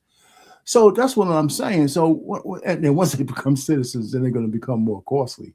But the fact really is you can fix those things by, you don't have to have swarms of illegal aliens doing those jobs. They could be commissioned to do those jobs and have absolute permission to be in this country. If that was true, our Payne, E-Verify would be absolutely enforced in this country, because that's the easiest way to get rid of illegal migration. And yet that's not the case. No, because what I'm saying is not being acted upon. Right. But those corporations are breaking the law, and it's bipartisan letting them do it. Because you're not supposed to hire illegals. I want to ask y'all one final question. Is this black people problem? No. Yes. Nope. Nope. No, it's not. By default, yes. No. Yes. Mr. Payne? No, and why? No, it's not our problem from the standpoint that we need to fix it. No. Or defend it. Right? It's our problem as Americans to get as many illegals out of this country, just like every other American. Okay. Tarus? Yeah. It's a black people problem. Why? Because they don't care. We've already had one of our in our own community get affected by ICE. And you guys got to understand, if ICE is inherently temporary, right, Hamp? If you're getting rid of illegals, everything's supposed to be inherently temporary. And yet we keep hiring more. Well, eventually you're going to run out of illegals and legal migrants. Well, guess what you're going to use them for? Because you're not going to fire them. But people don't want to think down that path. You know, I heard an argument before regarding the 14th Amendment. And then there was a whole lot of question about naturalized citizen and who can be natural. So there was a conversation that we had probably 6 months ago. Mm-hmm. That Tiff was like, she was kind of harping on that point, you know? Okay. Devin, you said no, why? Ultimately, I think where you see most of the migration, you see those people having issues. Like, for example, Sorry, you said no, it is a black people problem, or yes? Sorry. No, it's not a black people. All right, it is a black people problem, but it's not in the sight of Well, I need an to answer. fight for a problem. I need an answer. What you think? No or yes? It's a black people problem as in it negatively affects us financially within the black community. But no, it's not our problem to go fight for and defend something that negatively affects us. Okay, so it's a negligible effect on us. Yes, correct. Okay. Did you want to expand further? I just wanted to be clear. Oh yeah, no, I can give you a perfect example of that. You have like everything I do, I like to research of examples of that, which would be Chicago. Chicago is one of those sanctuary cities. Chicago doesn't have the money or funding in order to do that. Chicago also has pushed out a lot of their financial backing throughout their city because of taxes. So what does that happen? What is happening now? You're seeing property taxes being risen on the black community within Chicago. And now they're fighting and going against, was it Mayor Johnson? Because now their property tax has doubled. What's going to happen? Those black families are going to lose their homes now. Why? Because now they ultimately were using funds that they didn't have to support illegal migration.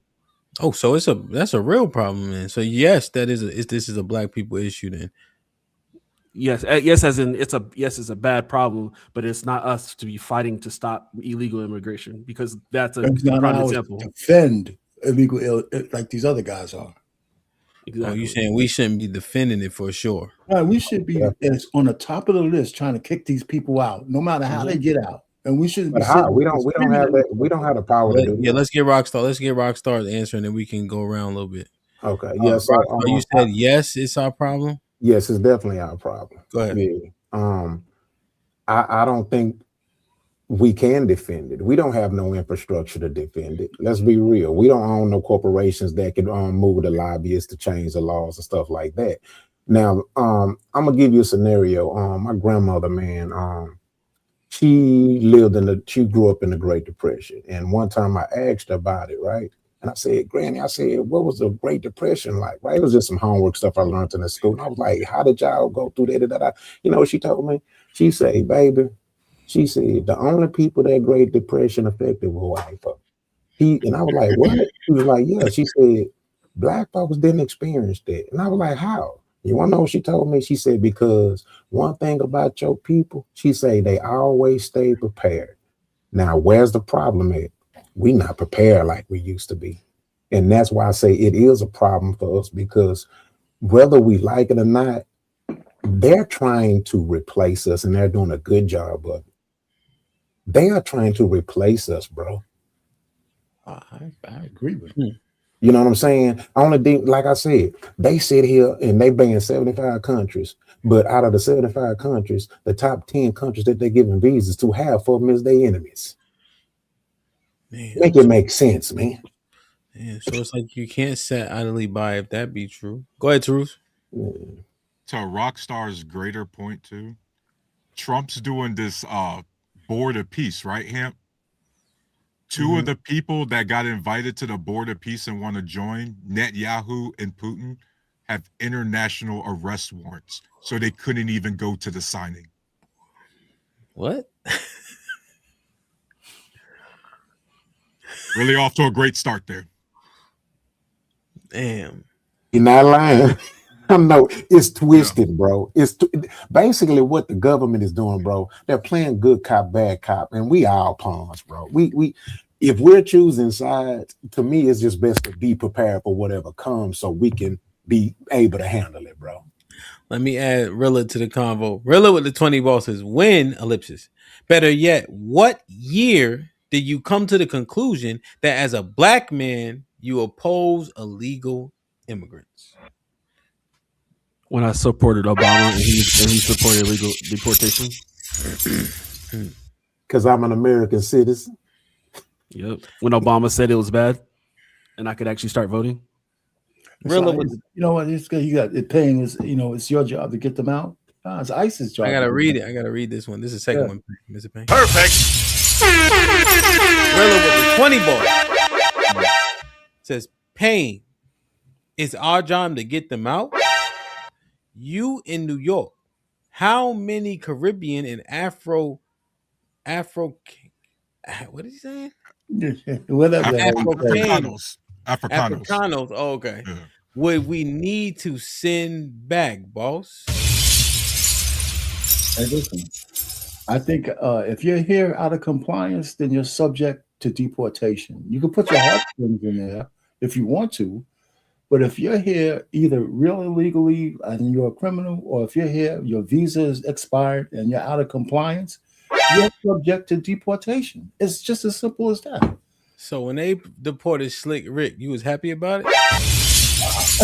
I was agnostic about it. If he was illegal, then and he got caught, then he got caught. Man, what am I saying? You know what, man? If you driving without your license and they catch you and impound your car, hey, kick out Slick Rick. I'm gonna feel sorry for you. Agnostic about it is fucking crazy. Wow. You mean apathetic? Yeah. Look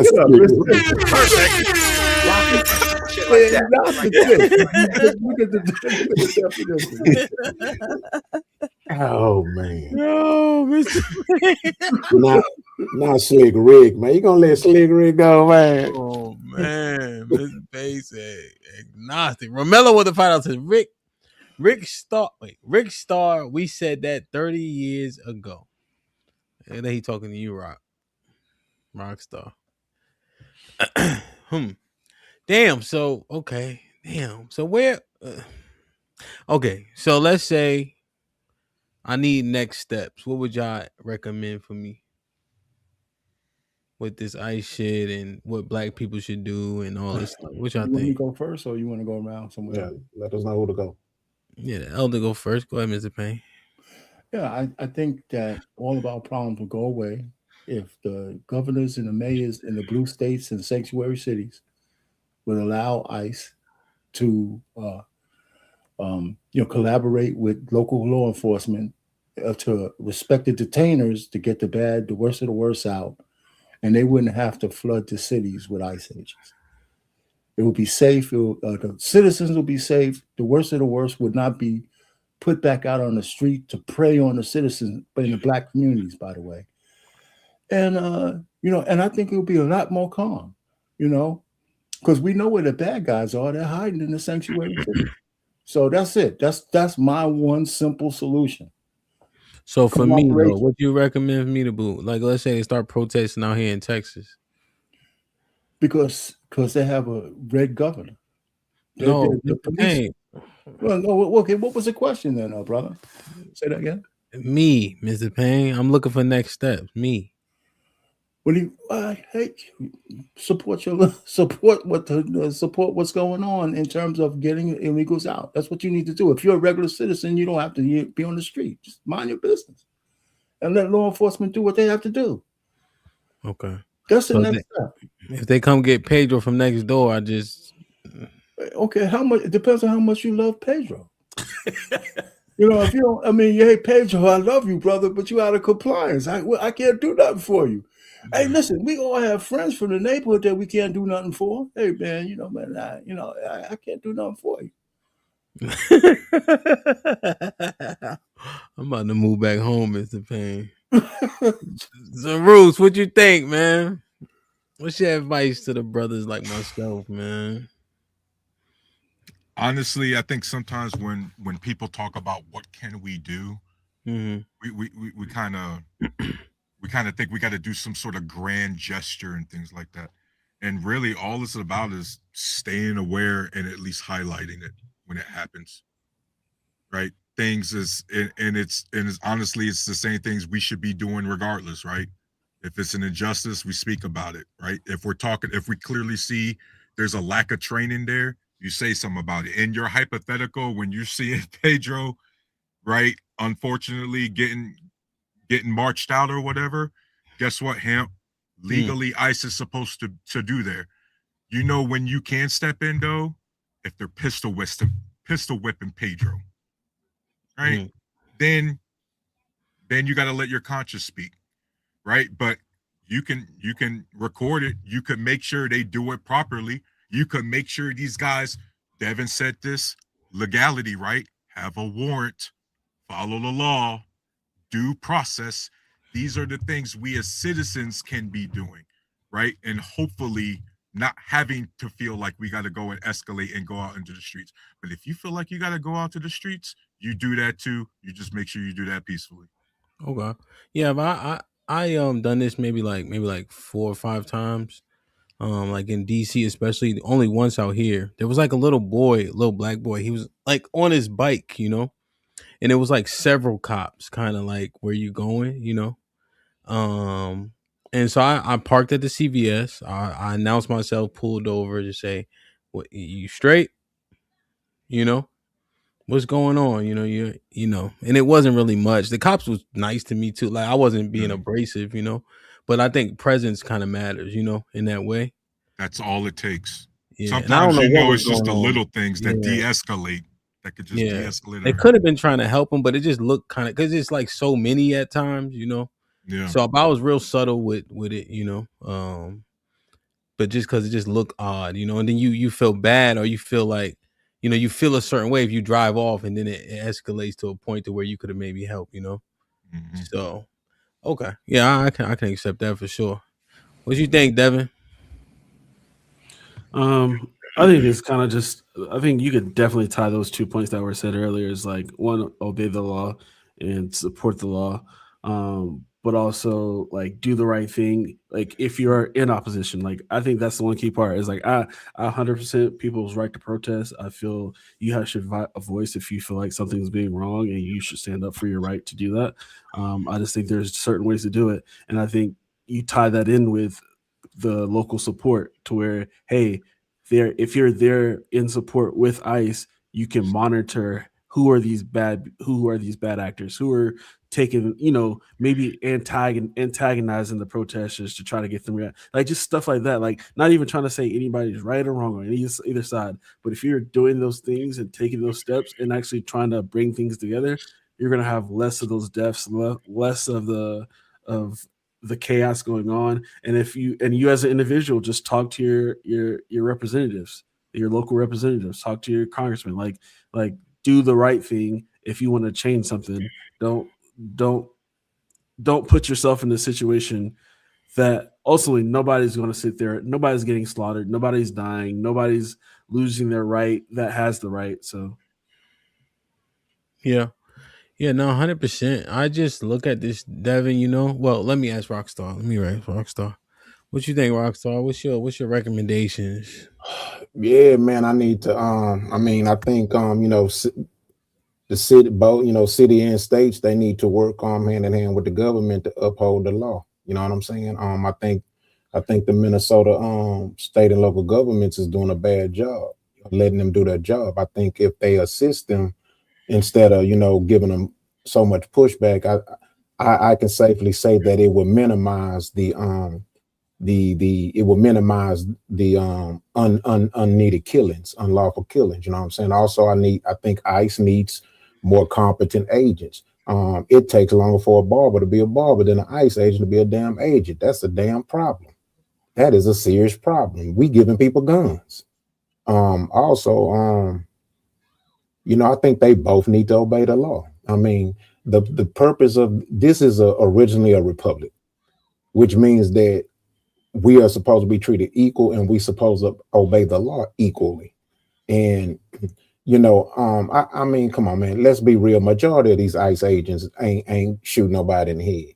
But so my whole point is that those few that are taking advantage, they need to be held to the fullest account of the law, because it puts a stain on everybody else. If you don't want that statement to be blanket upon the whole ICE agent, then y'all need to properly prosecute the few that are. Because if not, then you water down your efforts.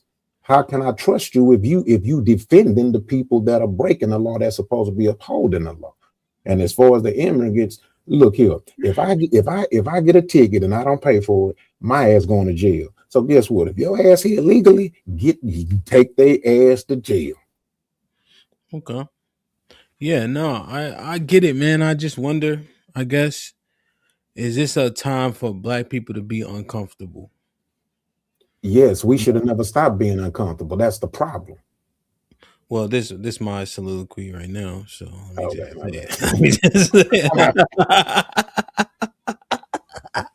Wow. Put him in the fucking bedroom. Get him out of here. Come on. Oh, I might as well get realer in now, then. All right, hold on. Sean with the $5. Hamp, have you seen any illegals defending or bonding out the people that getting hurt behind them? No, I don't think I've seen it. OG Nick Taylor in the building with the $5 says, Hamp, mind your biz and take care of your family. Pedro next door, if he's illegal, fuck him. Pedro wouldn't whiz on you in his own country if you were in a jam. What are you doing? Rilla with the 20 votes says, why do y'all insist on speaking on shit happening in Chicago? You realize Abbott, out of Texas, sent them here, and Chicago has been a sanctuary city since 1987. Wow. Do you also realize Biden sent federal aid for the Texas immigrants? Wow. Perfect. Can I respond to that? Sure. I would say, one, the reason why Abbott did that was because Biden was the one that was encouraging all the flooding of the immigrants. So Abbott was like, yo, if you're going to sit here and just put this on me and not support, and you're just doing this, then I'm going to let you suffer for the things you're trying to make happen in my city. So here you go, learn how to deal with it in Chicago. And guess what happened? In Chicago, they understood, okay, we can't sustain this because it ultimately dives into our taxpayer funding and we go in a deficit, and then property taxes go up. So yeah, that missed me with that one. Now, do you think that makes him authenticated of his wrongdoing or his? I don't. Yeah, I get you saying. I think because Texas got the most immigrants. Yeah, and we're a Republican state. Yeah, no, I like. Yes, in a sense, if you're looking at it black and white, yes, he shouldn't do that if he's trying to fight back the immigrants.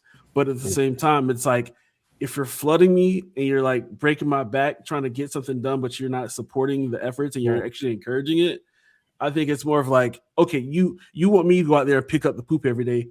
All right, it's your turn to go pick up some poop. I wouldn't even equivocate. He damn sure was within his rights to send all those goddamn immigrants to those sanctuary cities. You want to be a sanctuary? Yeah, do your job. And that's what he did. It was a smart move. It was an ace move. And it took too long doing it. But my point is that these guys playing checkers. Do you know California, Texas, we legalized the most immigrants, right? And we also have the most illegal immigrants. So all I'm saying is, they saving face, man. They playing checkers with the people. That's all I'm saying. Kim with the $5 says, document and condemn injustice. Combat the corruption in the system legally and politically. Okay. Rilla with the 20 ball. Perfect. He said, fam, don't be goofy. I'm here. Literally in Chicago. Shit like that. Shit like that. Chicago Rilla, man. Yo, just go just hand out Happy Meals and shit. Your people in Chicago are really. What about Flip Red? What do you think about those people, Chicago Rilla? They got a lot of opposition for all those illegals that flooded their city. You know, we don't have to leave Chicago. You got opposition right there. So my point is, I'm trying to see, is this an issue where it's a need for black people to get uncomfortable, to do the things that are risky? Is this that time, right? On either point, we need to push harder politically, right? I don't know. Maybe sign up to be ICE to get them out. Is it that dire for us? Yeah, to Or me, I agree.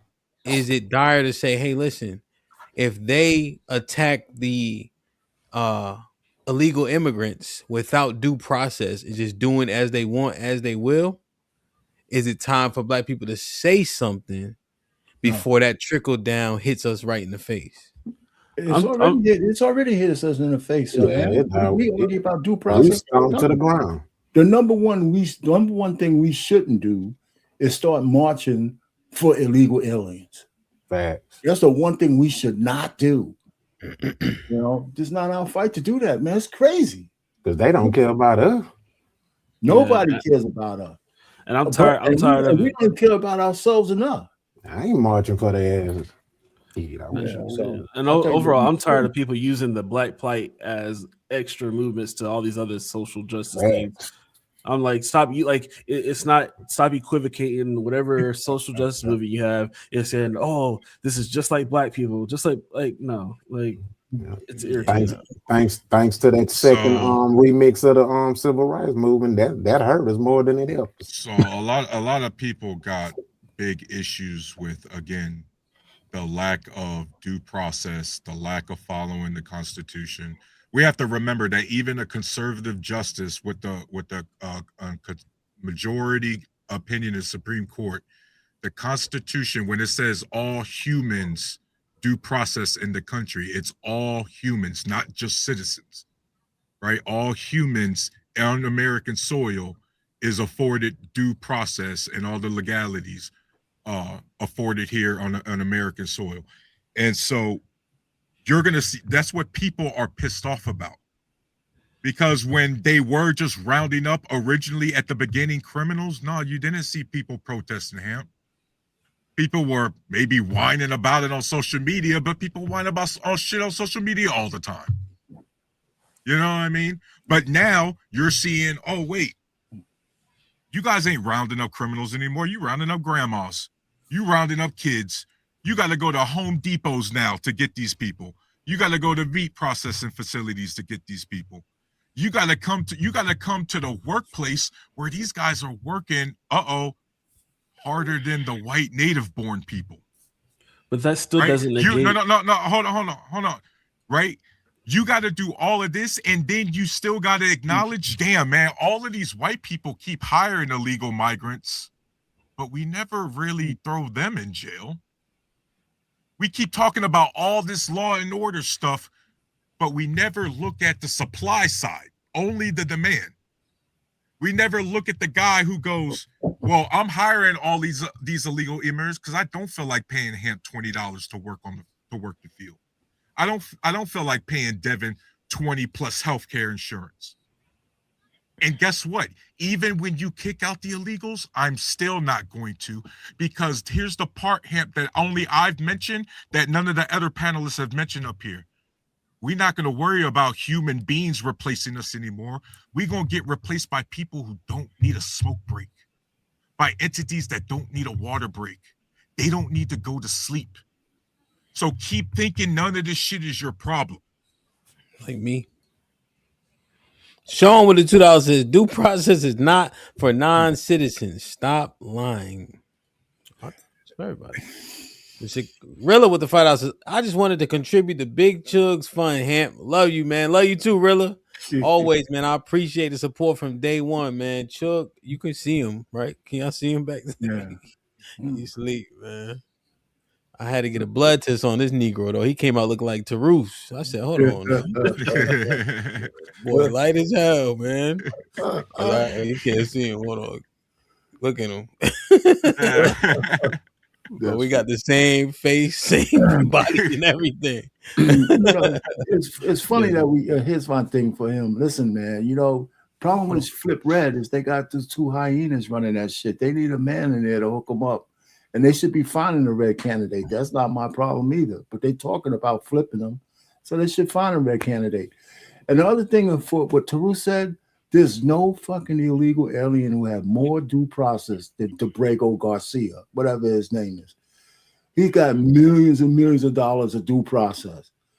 More than he deserves. He should have got, and they made a mistake with him. They should have just kicked his ass out of. They didn't have to prove he was a Tren de Uruguay. They should have just kicked him out because he was here illegally. Period. Well, yeah, they couldn't prove it. That's why they had to Photoshop that shit. Right, yeah, that was stupid. That was stupid.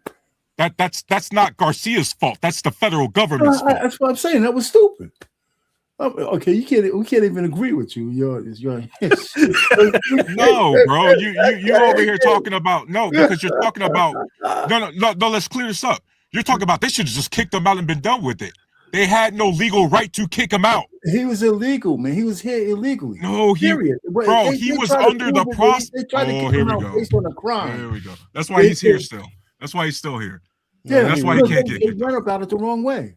Big O with the 10 ounces. It is the corporation that are paying for these people to get these jobs illegally for them, but never the corporation. USA is the cause of a lot of this immigration, is what they do in other countries. OG Nick Taylor with the $5 Home Depot, meat packing, pause, driving, yada yada. Either you're here illegally or not. And when punishing big business, get on the bills. Democrats block it. Like, share, subscribe. Tell a friend and tell a friend, man. Hit the like button if you can. That helps the channel the most. Well, I humbly appreciate y'all presence and the vigor in which we discuss this. Devin, any final thoughts, my good brother? No, like I said, I think we all have our own biases, but it's good to be aware of it and, be willing to stick up for what you believe in, but do it in the right way. Yes, sir. Tarus, the Warlock. Hey, man. I'm glad we got to hash this out. Just to paraphrase Benjamin Franklin, those who will sacrifice their freedom for safety deserve neither. Those are my final thoughts. Damn. Mr. Payne. Hey, man. Hey, man, Tarus, it's been a long time since I had a nice heated argument with you, man. Good seeing you, Payne. I'm gonna go watch a movie now. Hey,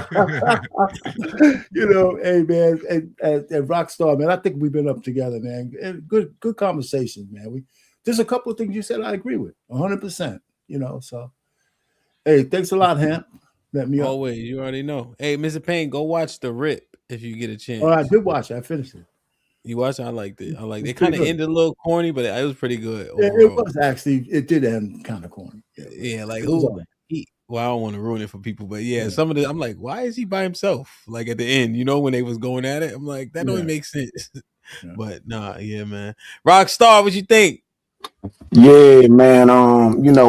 My child mother's father once said one time, I don't care if he said, I'm not for my mom, I'm not for my sister, I'm not for my brother. He said, I'm for right. My child's father once said that I'm not for my mom, I'm not for my daddy, my sister, or my brother. He said I'm for right. So it is true. We do all have bias exist in us, but when you become a wise man, true wise men know how to take it out of the equation when it comes to discussing something and speaking on what it is or what it's not. And that's why sometimes it may seem like I'm here or there, but it's like, no, if it's right here and it's wrong there, that's my thoughts. You know what I'm saying? But other than that, man, y'all can follow me at my mama's house. I thank DJ Hamp for letting me on him. But it's all about just for right. I'm for right. I'm not gonna pardon. I'm for right, man. Yeah. No, man, word is born, man. I appreciate the edification when we have these shows, so I'll be learning a lot from you guys.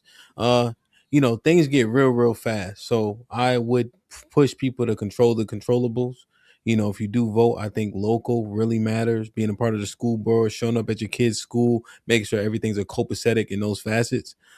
Just because I think we always go to the presidency, but there's so much happening around us. There was a redistricting in DC from Ward 6 to Ward 7. What they did was redistrict it to where the jail was in Ward 6. They pushed it to Ward 7. Ward 7 is also 80% black, as is Ward 8. So now the jail itself, although geographically speaking, it's in Ward 6, just based on where it is. But they literally made the line to where the jail falls in Ward 7. And so now think about the property value, and that's because people aren't going to those meetings and etc. And it could be that simple, where your house is worth $1 million over here, and across the street is worth $500,000. And these are real numbers because it's Washington D.C. So it would behoove you to make sure you're involved in those things. The things we are enthralled in or seemingly get immersed in, I just want us to be cognizant of it. And that's why I'm asking these brothers that know more than me about, hey, how serious is this an issue for me and the people that look like me, the people around me, and etc. Because you should keep learning about things you don't understand. Albert Einstein said it best: once you stop learning, you start dying. And let's not be fat no more. All right. Just in case we gotta run from some shit like ICE or fight with some shit like ICE. Either way, you gotta be in shape. Okay. I know we be saying, oh, we got guns. It take a lot to be in a gunfight. I'm gonna tell you that. Don't think for 1 second you're gonna be out of shape and be successful. Like I always say, man, if one man can hold you down, 2 men can rape you, man. I love y'all. I appreciate y'all. Be safe and do the right thing. Like, share, subscribe. Tell a friend, and we out. Really, what the $5 says. By the way, I'm running for LSC in my community. Vote and participate. Hyper local. Indeed. Let's go, Rilla. Like it. Let's go. Y'all be safe, man. I'll see y'all tomorrow. Y'all Don't do nothing man. I wouldn't do. Be safe in this cold and this snow. If you ain't used to it, don't drive. Trust me, it ain't gonna go how you think it's gonna go. Easy. Yeah. It's a broadcast. It's a broadcast. It's a broadcast, yeah. Like, share, subscribe, tell a friend, tell a friend. DJ HAMP about to go live again. So hit the likes, my friend, on your way in. First off, salute the chat, and to all new cousins, welcome back. Heard you searching for the real, well, this is where it's at. The latest topics and panels, and brother, don't get sent to the bathroom. We got all the stats, 2 back-to-backs in the morning or the afternoon. Tuesday, women's POV, 2 Fridays, dancing, jamming tune. It's a community of real, and we better than the world news. This might be risky, I hope you know. This might be risky. Let's go, let's go.